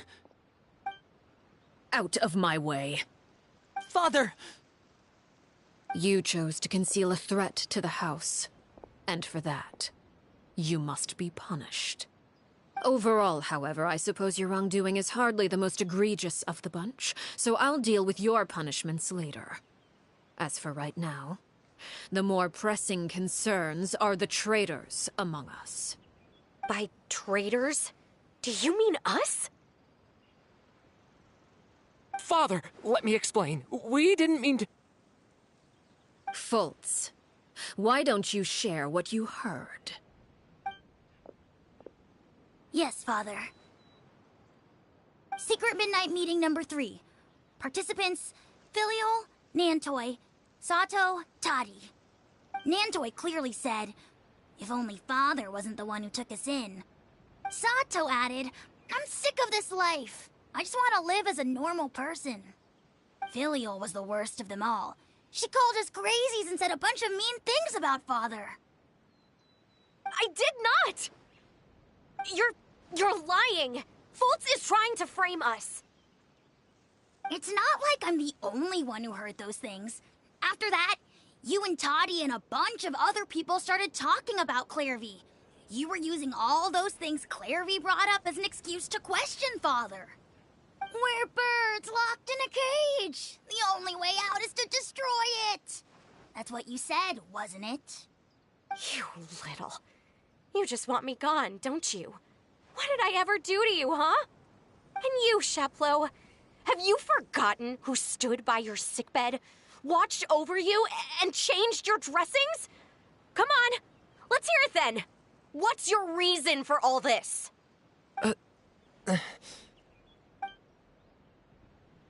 You're wrong, Filial. We don't want you to die. You're our family. Liar. You wouldn't be doing this if that were the case. So why? Why have you backed us into a corner? We all live in the House of the Hearth. You know the type of work we do, Filial. A single betrayal can cost dozens of us our lives. It's not like it's never happened before. That kind of thing is hard to forget. That's why the House of the Hearth cannot tolerate any form of betrayal. Ever since we came to Poisson, you've had 7 secret meetings. A lot of the things you talked about really crossed the line. You've been spying on us for half a month? Wait a second. Now that I think about it, the move to Poisson was just a way to make it easier to spy on us, wasn't it? Because we were all in one place. You've had this planned all along. Filial, Nantoi, I'm sorry. I owe you both my life. I owe Clairvy too. If it weren't for all your help after I got poisoned, I wouldn't be standing here today. If this were any other situation, I would do anything to repay that kindness, even if it cost me my life. But rules are rules. I'm sorry. My hands are tied. Why? Why? That's enough, Filial. We made a mistake, and we should own up to it. We broke the rules, plain and simple. And now we have to face the consequences. I'm sorry, Sheplo. Fultz. I'm sorry, Father. We accept our punishment. Chapleau, according to the rules of the House of the Hearth, how should these traitors be punished? All those who betray the house pay with their lives. And so it shall be.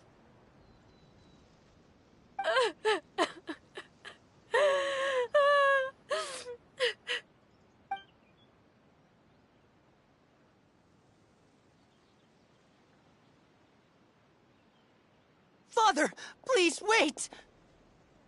Something you want to say, Linny? Please reconsider, Father. What Filial and the others did, does it really count as betrayal? We all come from broken families. From the very first day we joined the House of the Hearth, we wanted nothing more than to make it a real home. But the truth is, none of us know what a real home should look like. I'm not saying I have all the answers. All I know is this. Killing Filial and the others may uphold the rules, but doing so will only bring us further away from being a real family than we've ever been. So please, Father, please reconsider. I agree with Linny. Father, please. Linny, you...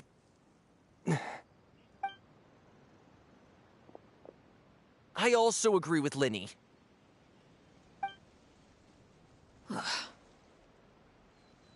An order once given cannot be rescinded. However, given the extent of your determination, I suppose we shall have to go about this a different way. Draw your weapons and face me. Our weapons? Father, are you referring to a duel? Precisely. The rules of the house will not be altered. Traitors must be punished. However, resolving disputes with a duel is also one of our rules, one that also applies to me. Demonstrate a sufficient showing of strength, and I shall offer a concession.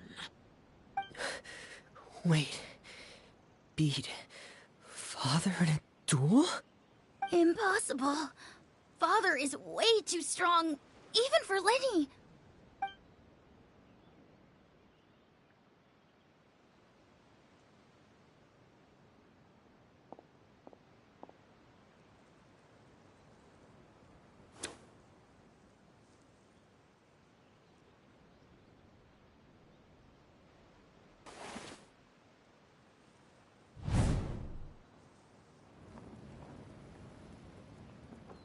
Did you hear that, Traveler?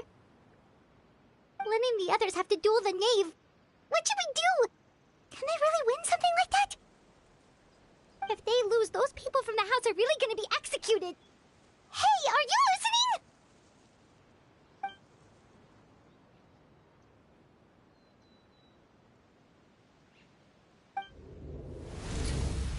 Don't you want to say a proper goodbye at least? Anger makes you impulsive. Sorrow causes you to waver.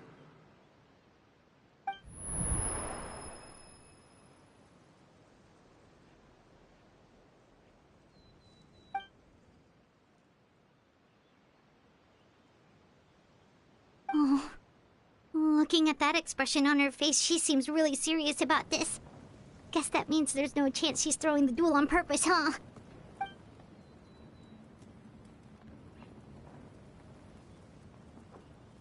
When guests are around, families are often on their best behavior. And any disputes are less likely to escalate. When the time comes, make the choice that you deem most appropriate in the situation, and lend your help to the House of the Hearth. What's wrong, Traveler? Hey, where are you going? Traveler?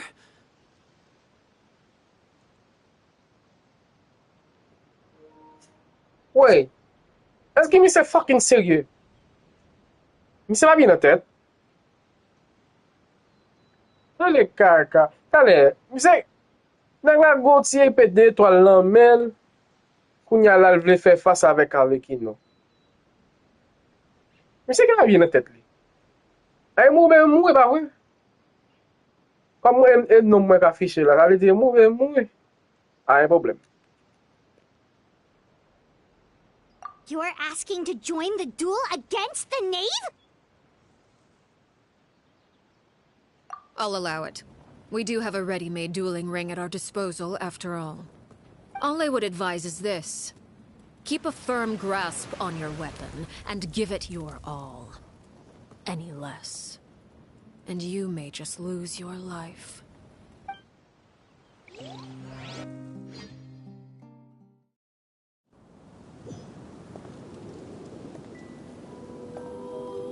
T'allez, m'pas prêt. Déjà pas gay. Wow. Closer now. Non. T'allez, côté linette. What the fuck? Et là, qui t'aime pour me regarder tout, monsieur? Non, m'pas prêt. Non. Mais caca. Oh, m'gay Alercchino va le dire. Come on. Ok. Closer now. Attention. Teamwork over here. Voilà.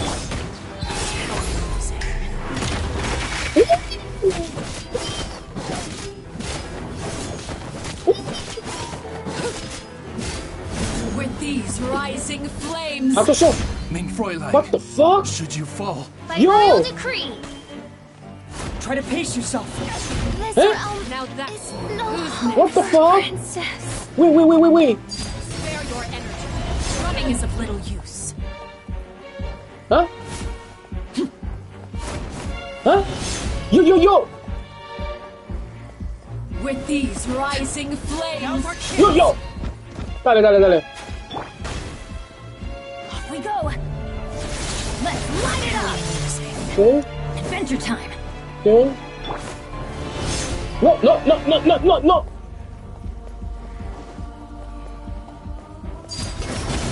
Voilà. Hang in there. Okay. Okay. Spare your energy. Qu'est-ce qu'il y a là? Running is of little use. Okay.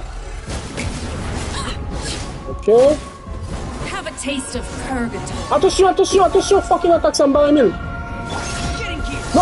Non. Connais.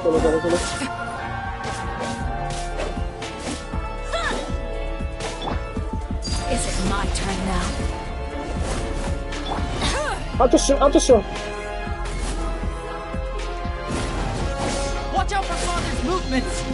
Yeah, what the fuck? Yo!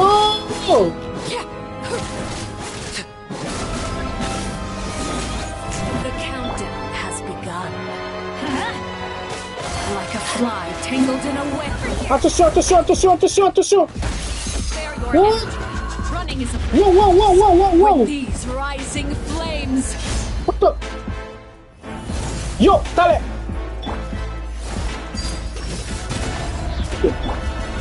Okay. Fais ça. Don't worry. I got you.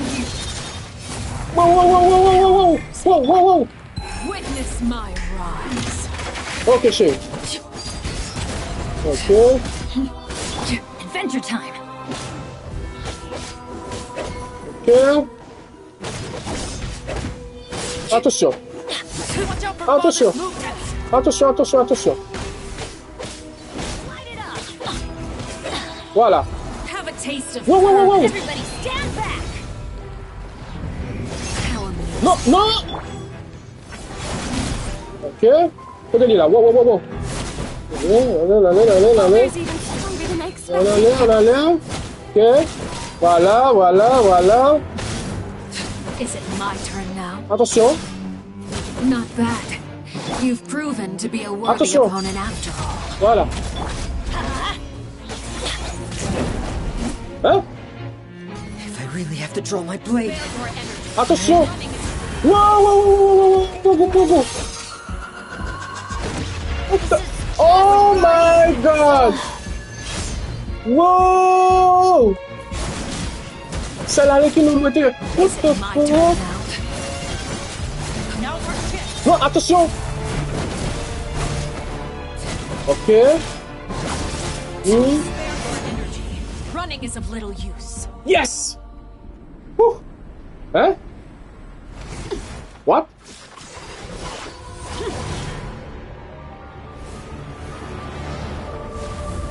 Hein? Oh no!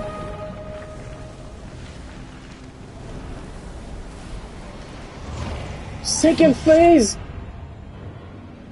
Oh my god! Mas é trop puissant! Non! Oh my god! My blade is all that remains. Oh my god! This is where you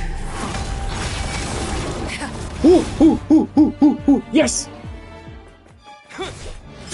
Let's go!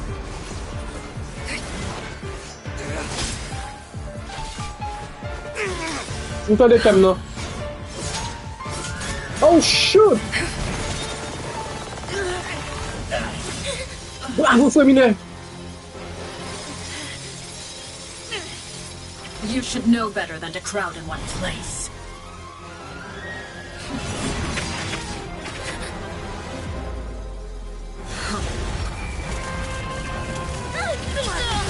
Oh shit!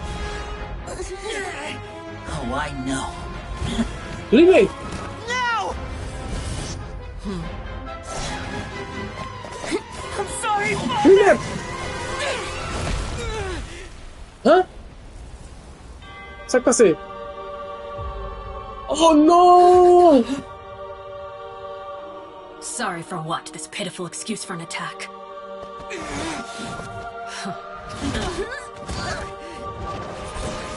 The guy wants to go. Oh my god! It's a sign!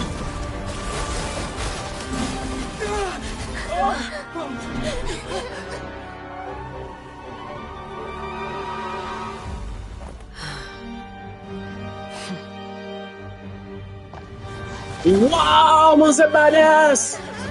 Damn! Man's a fucking badass! Father, no! Man's a trop fort, man! Let's go! Made it out, did you? You're stronger than I expected. Oh!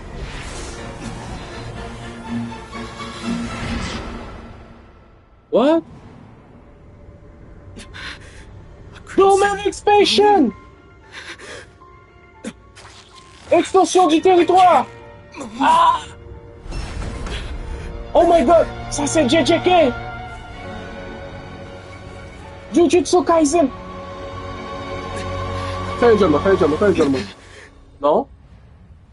Non, mas é trop puissant, moi. Still, not strong enough to beat me. Exactly! I'm not fucking strong enough! Oh my god! Please, pas mettre-moi dans le combat. Please, pas mettre-moi dans le combat. Please, pas mettre-moi dans le combat. On nous bat combat ça vague. On le fera.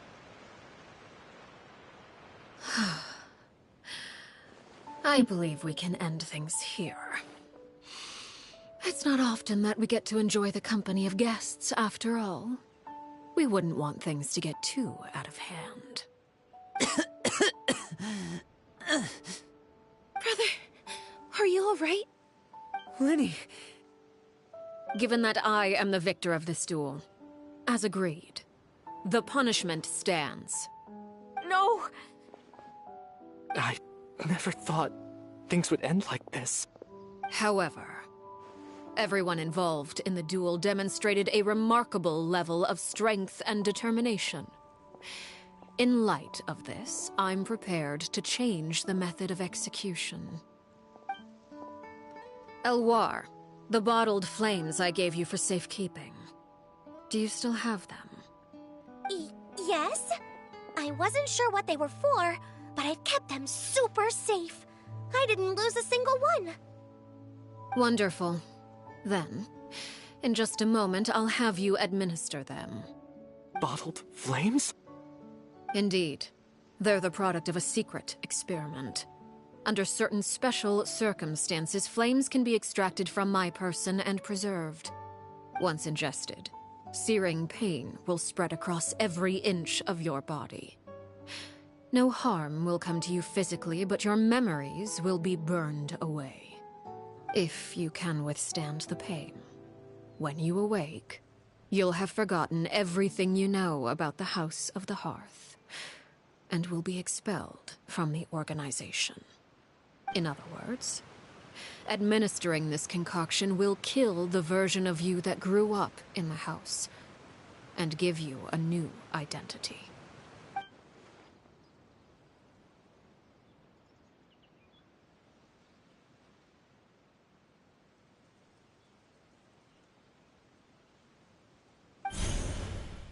Memory is a mysterious thing indeed. Losing a portion of your memories will alter your sense of self.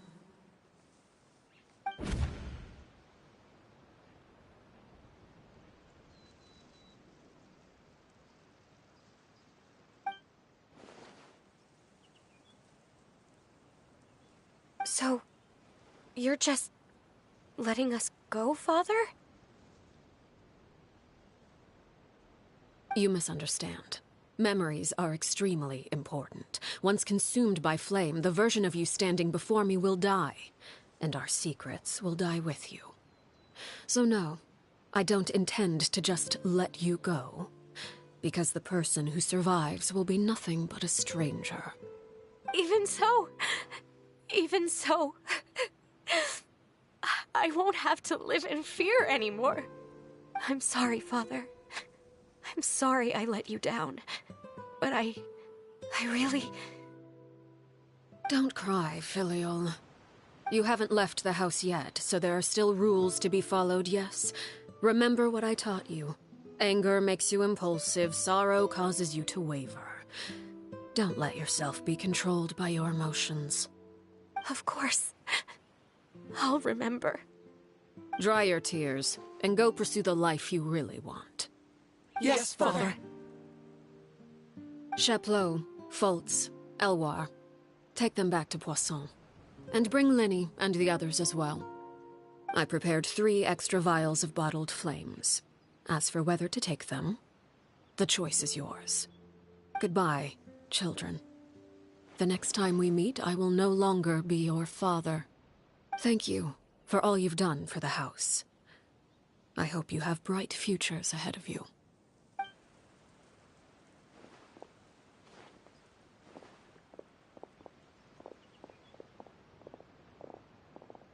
Father.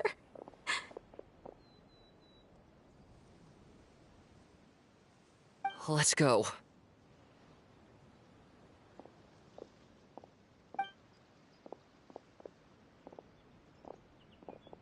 Here, grab my arm, Linny.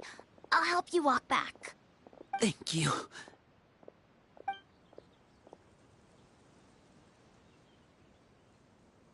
Clairvy.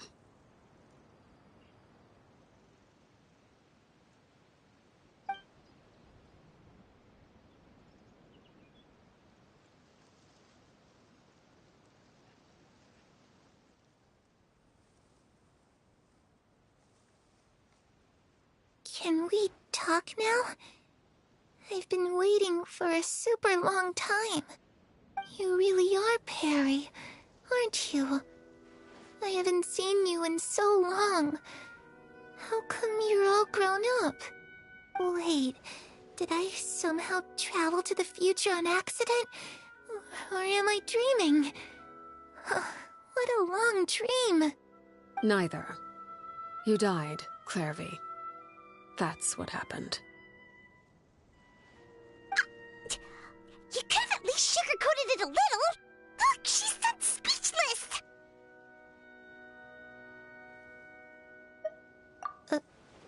Oh. Okay then. Huh? That's it? You accepted it just like that? Yep. If that's what Perry says happened, then I believe her. Perry wouldn't lie to me. Plus, I don't really need to know why I'm like this. I'm more curious about what happens in the future. If you're a harbinger now, Perry, that means Mother is gone, isn't she?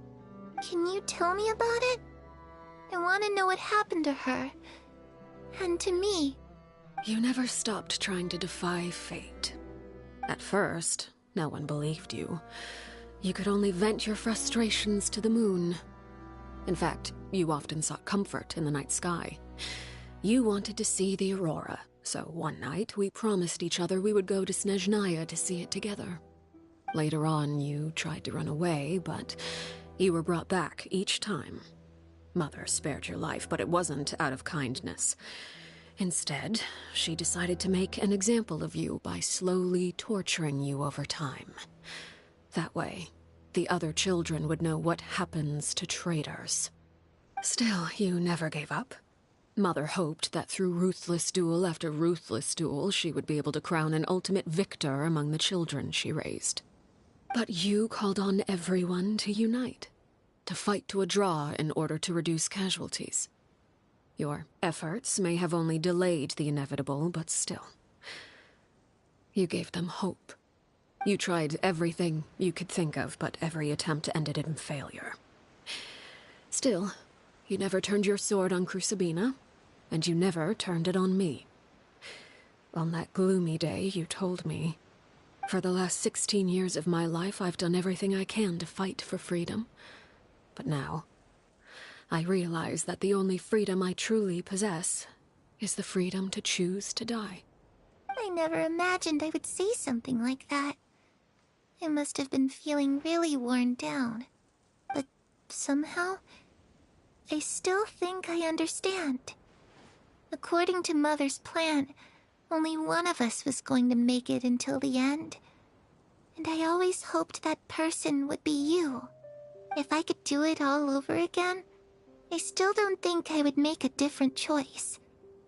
Even when I first met you, I knew you'd be able to do what I couldn't. Is that so? Even now, I'm not sure I truly understand what kind of freedom you were trying to pursue.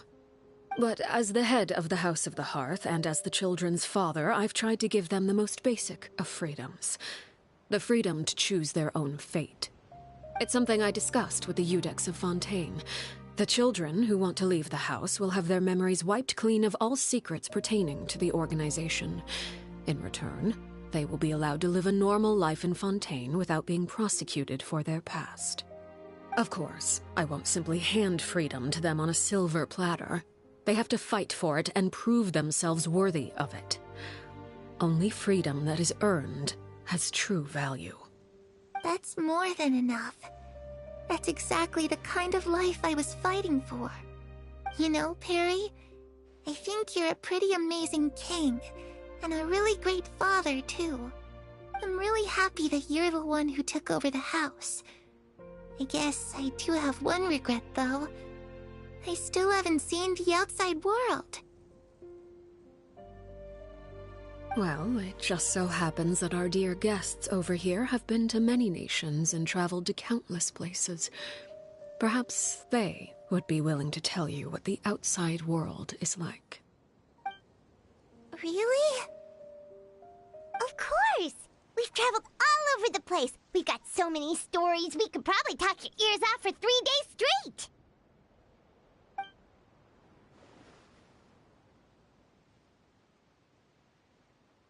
You know, I used to dream of being a bard. Playing the lute while singing into the winds of freedom. Even if there was no one there to listen, I would have continued to sing no matter what.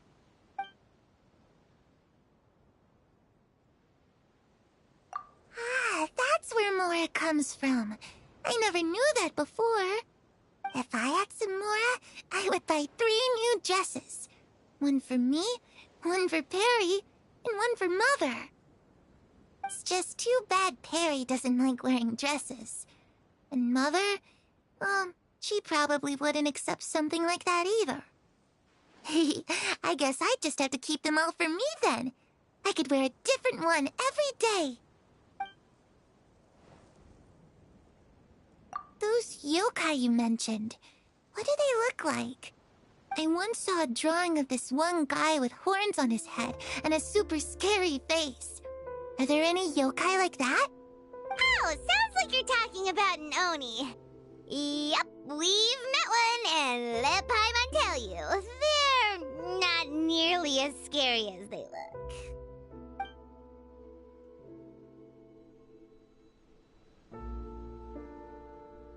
I was always too afraid to skip Mother's fighting lessons.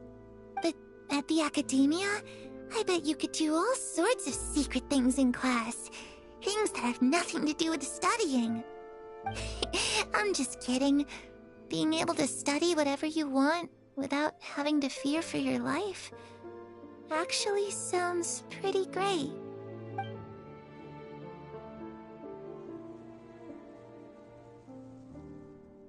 The situation was super dangerous. Lenny and Lynette were accused of committing a crime, and they were going to have to stand trial at the Opera Epicles.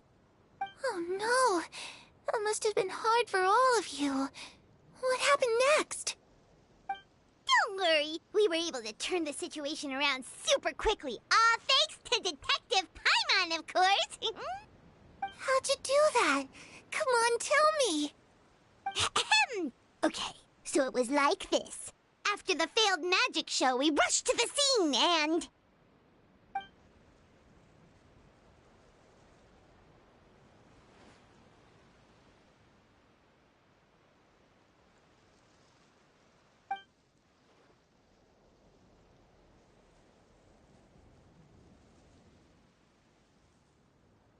Shadows don't have the capacity to learn or grow. Any new information they encounter is quickly forgotten over time.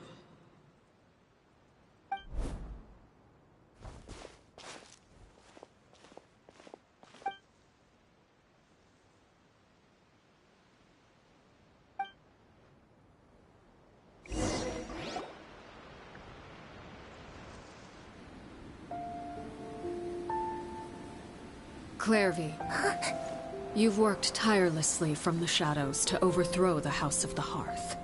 Now, by my authority as the Knave, I shall announce how this matter ends. You are hereby expelled from the House of the Hearth. You are no longer tied to this place, nor are you bound by its rules. You're saying that I can finally leave? I get to experience the outside world as well? Oh, I almost forgot. There's no getting older for me. Still, seeing who you grew up to be makes me really happy, Parallel. Take care of yourself. Goodbye. May we meet again someday.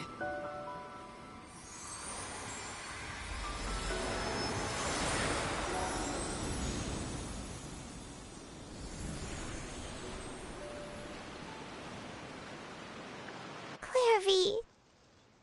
She left so soon. Paimon didn't even get to finish her story. I also have certain sentiments left unsaid. I wanted to tell her that the aurora I saw in Snezhnaya was just as beautiful as the ones in the pictures. But a shadow's memories reset at dawn. Had we delayed any longer, we wouldn't have had the time to say goodbye. Whatever regrets may linger, let them be lost to the coming of a new day. Father? It's Linny! Hey, Linny!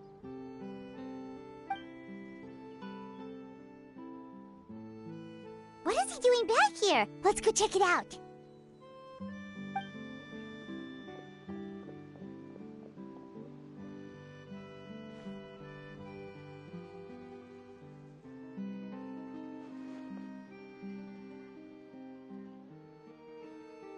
Father, the bottled flames have been administered. Filio and the others have left the house.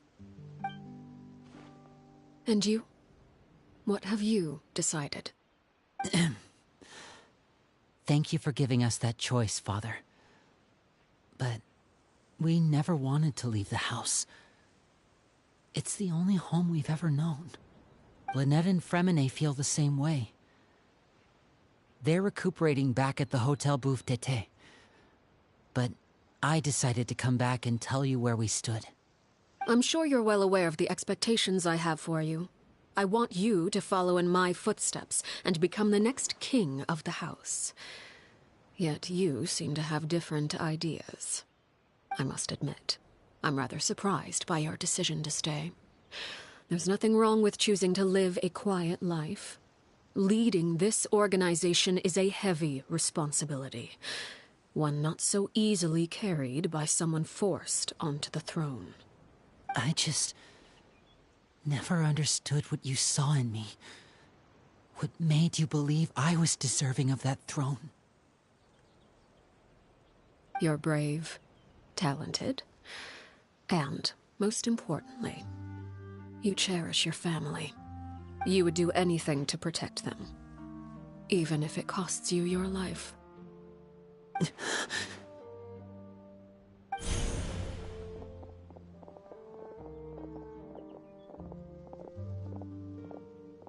Speaking up back there was so brave of you, Linny. It's all thanks to you that we were able to convince Father to back down. You're a hero, Linny. Hero? Father is the real hero. Had Father gone all out during the duel, there's no way I would have walked away with my life. She must have had it all planned from the beginning, from the very moment she suggested a duel. I'm not deserving of that title. I'm not strong enough or smart enough. You're wrong. In my opinion, all you need to be deserving of the throne is conviction and the necessary strength to act on it. We may have different ideas of what it means to be a family, but you can hardly be said to lack conviction. What you truly lack is strength. For someone of your talent, though, that's something that will come with time. Even without that strength, you still chose to face me in a duel, even though the odds were stacked against you. That capacity to honor your convictions is what I truly see in you. Father. No one knows what the future holds, what tragedy or triumph may be in store. Being at the head of this organization requires the strength of will to face whatever comes. Caution will only hold you back. If reaching a certain standard were required to go after what you want, I would never have succeeded in killing my predecessor. Back then, there was still a considerable gap between our abilities. Strength may decide the ultimate victor, but those who let a lack of strength dictate their decisions or undermine their convictions will never be worthy of the throne. I understand, Father. Thank you. Children must grow up to surpass their parents. Only then can a family continue to flourish. The road ahead is not an easy one, so I'll ask you one last time. Are you certain you want to stay? You've done so much for me, Father, and that kindness must be repaid.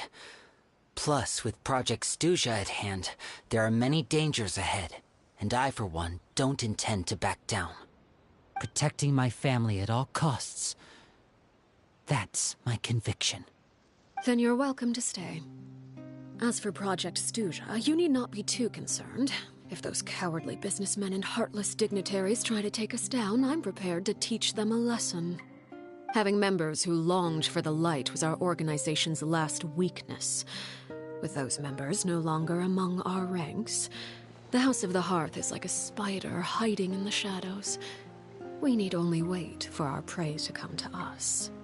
At present, our imperative is to use their plan to our advantage.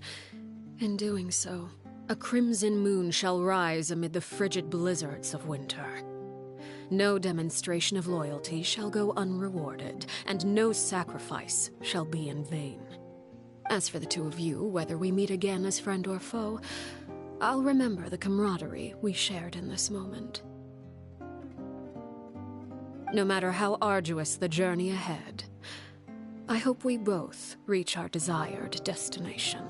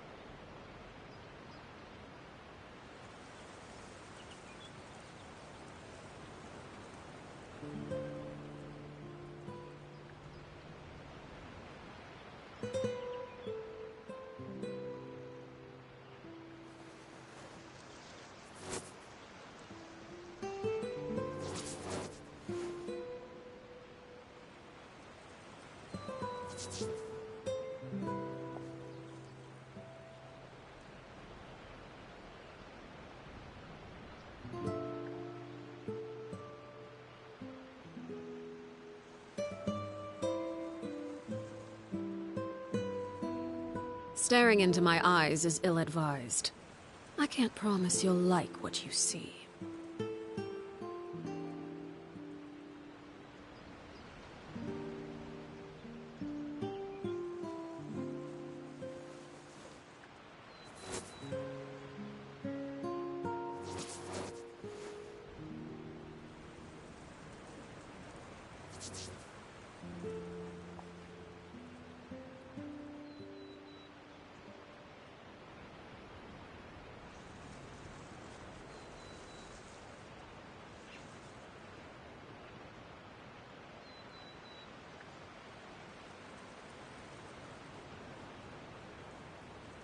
Something you wish to report? Go on. You have my undivided attention.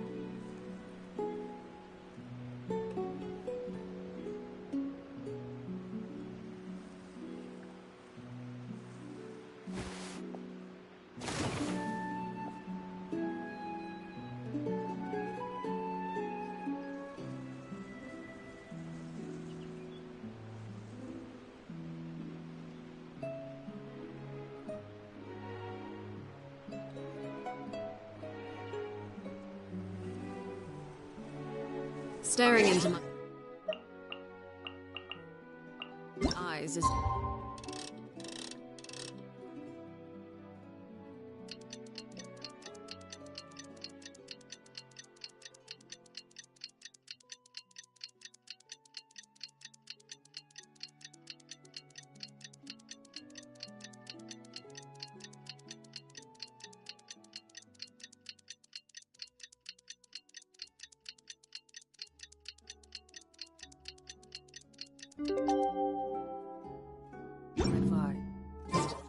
I can't promise. Didn't Linny say that Lynette and Fremine were recovering at the Hotel Bouffe d'été?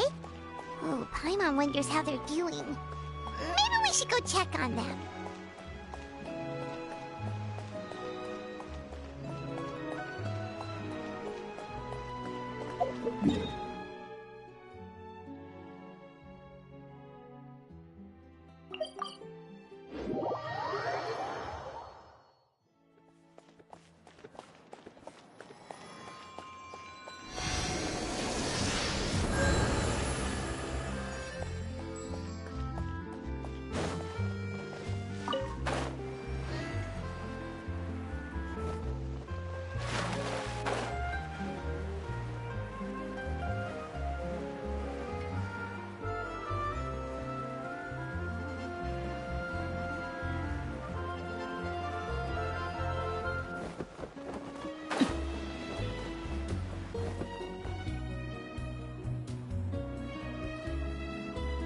Lynette?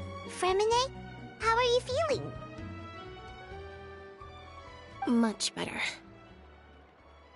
Whew, what a relief! What about you? Are you feeling alright? I knew you'd come out unscathed. Us, on the other hand, well, we've been bedridden for 2 days. I couldn't even turn over. Oh, and I wanted to ask, is Clairvy gone? Linny and the other members have left Poisson and returned to the House of the Hearth. According to him, there haven't been any more sightings of a spirit roaming the house. I see. I'm glad. Father came to check up on us 2 days ago and told us about what happened with Crucibina and Clairvy. Actually, I've met Crucibina before. Wait, what? You've met the former knave? Crucibina died a year after Clairvy. It was during the year between their deaths that I joined the House of the Hearth. Crucibina had an extremely cruel and radical way of doing things. While she was alive, the atmosphere in the house was suffocating. When I joined, though, the experiment she valued so much had already come to an end, and all the people involved, dead and injured alike, were gone. Crucibina never talked about the past with us newcomers. A couple of months after I joined, Father killed Crucibina and burned all her files. With that, the names of all the people subjected to her experiments, Clairvy included, were lost to the flames, along with the painful memories they represented. Father took in Lenny and me a couple months after that, but she never mentioned anything about Crucibina or Clairvy. It really seems like something she was planning to keep to herself. The last time you talked to her, did she mention why she kept it a secret for so long? Wait. Gon bagay mba kompren. Gon bagay franchement mba kompren. Paske, gen yon short anime nou tap gade de Alercchino so Alercchino jè lansama avec sister. Si me rappelle bien, la maman tué Crucibina qui c'est ancien Alercchino. Donc, moi j'étais jeune. Et puis là, m'entendais Freminet dit qu'on s'alte qui est arrivé. Il était entré dans le cas là. Ça veut dire, Freminet qui l'âge? Disons, les niveaux là, t'es jeune. Donc, Freminet était là. Les Crucibina pour te mourir. Et dans le même moment, ça, Alercchino t'es jeune. Donc, qui l'âge Freminet? M'da aimé connaît réponse ça. Bon, m'gè pou m'chache pou m'konne ki l'âge Freminet gen. J'aime regarder Freminet là, li pa semblon moun ki au moins ta gen même l'âge ensemble avec Alercchino. Ki l'âge pou m'se ta gen? Ou sinon, short anime a gen li pa canon. Il pa fait partie de l'histoire, juste montre li comme ça, mais il pa fait partie de l'histoire, li pa canon. À moins que Alercchino tue et Crucibina comment à l'âge adulte. Ça semble ça. Parce que Freminet pas ka te gitan là depuis les non c'est pour mourir. Qui l'âge mi c'est à de gen là. Et j'aime regarder Freminet là parce que le monde qui gen l'âge. Il va son monde qui gen l'âge adulte. Peut-être qu'il on tira si tout le ba connaît. On d'accord qui l'âge monsieur. She said she didn't want us to be affected by the darkness of the past. She was worried we'd develop a false sense of gratitude towards her if we knew about it. The foundation of a family should be free of any corrupting influence. Whatever happened in the past, it has nothing to do with who we are now. And that's what Father told us in the end. But I still thanked her for everything. It was only after hearing about what Crucibina did that I finally realized how insignificant our lives could have been. The members of the house meant nothing to her. To say that she valued them in any way, even just as a tool, would probably be giving her too much credit. If Father hadn't taken over the House of the Hearth, I probably would have already...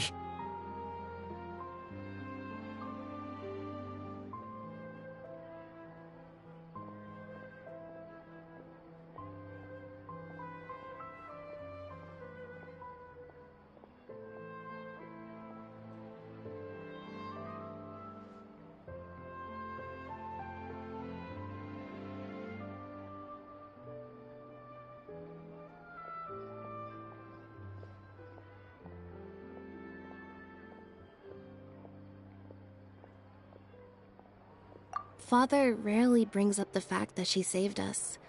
She doesn't believe that being indebted to her should be what ties us together. But even if we didn't owe her anything, we would still choose to stay. Because this is our home. We may have arguments or times when we feel wronged. Some people may even choose to leave. But as long as Father is here, we will always have a home. Whether the path before us is bathed in sunlight or shrouded in shadow, we'll follow Father wherever she chooses to go. So I wanted to say thank you for helping us make it through this crisis. Without your help, we could have lost a lot more along the way. Oh, we didn't do anything, really. Of course. You're welcome anytime. Are Filio and Nantoy okay? I actually saw them at a cafe this morning. They didn't recognize me. From what I could tell, they were drinking coffee and talking about one of the operas that started running recently. They seemed happy. If I had to take a guess, I would say they finally found the kind of life they always wished for.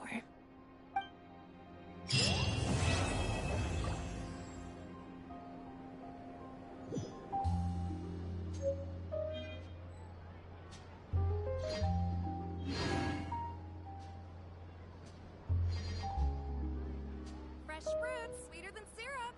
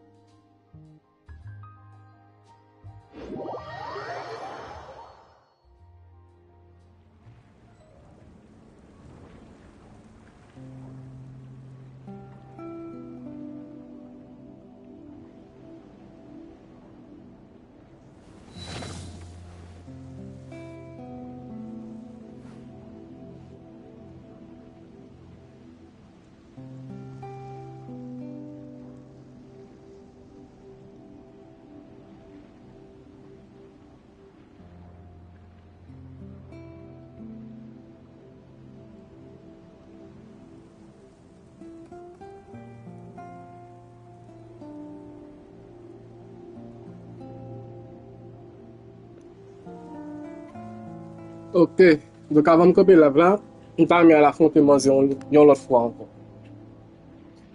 On t'a remis à la fonte manger yon l'autre fois encore. Pour qui ça? M'envie de thème musique là, m'envie de musique yo. Parce que je pense que le cas a plusieurs phases.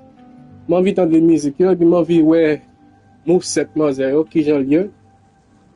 Je pense que c'est son boss hebdomadaire, si je ne pas mentir. Donc nous allons la fonte manger forme pour un plus bon team. Comme ouais, team pas monter, team ça pas monter forme pour un plus bon team, désolé. Équipe. Comme pour un plus bon team, on va affronter manger. On nous prend team ça.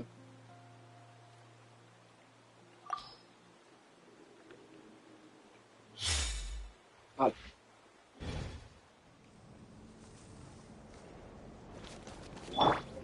Zongli! Let's go. Ouais. Commencer.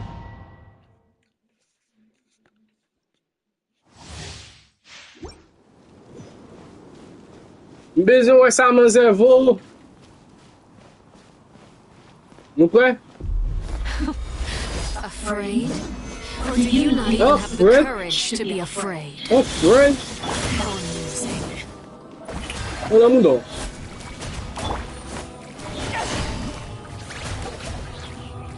Busted.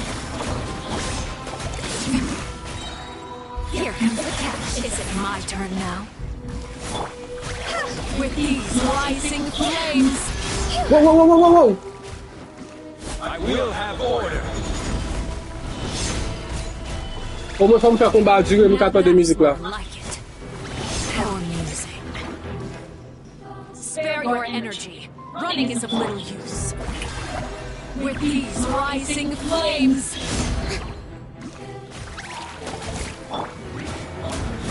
Solidify. Is it my turn now? Let the world collide!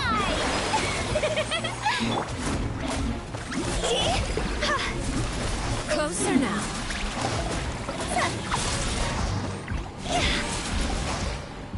With the fall of darkness. Attention à attaque ça, attention à attaque ça. Attention avec attaque ça. Have a taste of purgatory.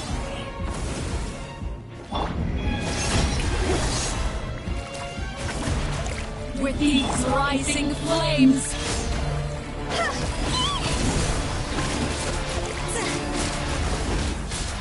Is it my turn now? Eh, lì torni, lì torni. Solidify. Non lo so.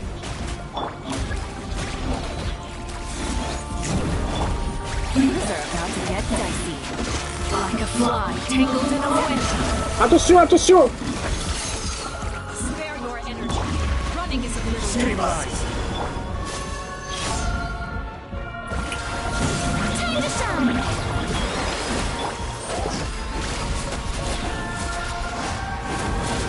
How amusing.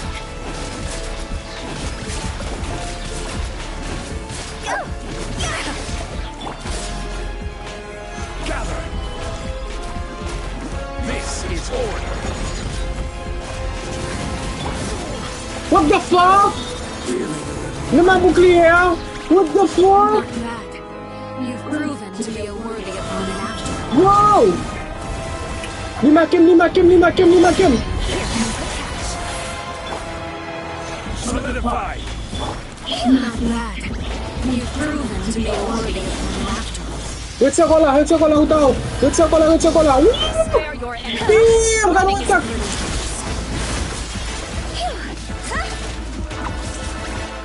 Attention! Rise. Ok, chérie. Woo! Second phase.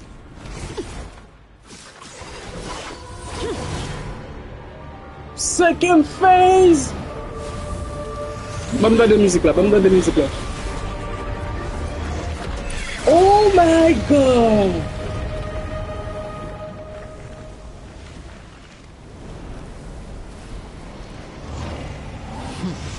Oh my fucking god! Woo! Woo! Woo!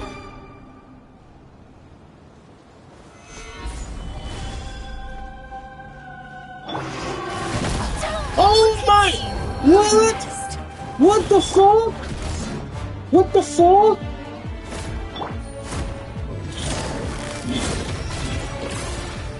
Gotcha. What was that glitch? What the?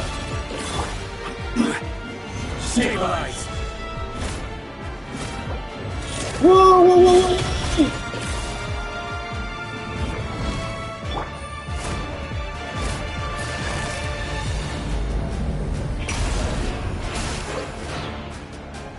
Your punishment may have next. Oh my fucking god! Même zone libre et panier!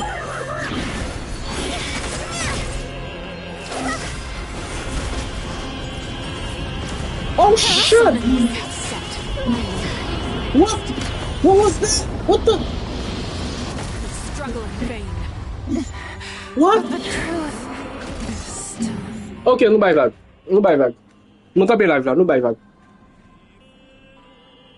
Tim, t'as nommé musique par là. Oh shit, faut mal entendre tes musique ça. En tout cas, merci un peu Alercchino. Merci Baz.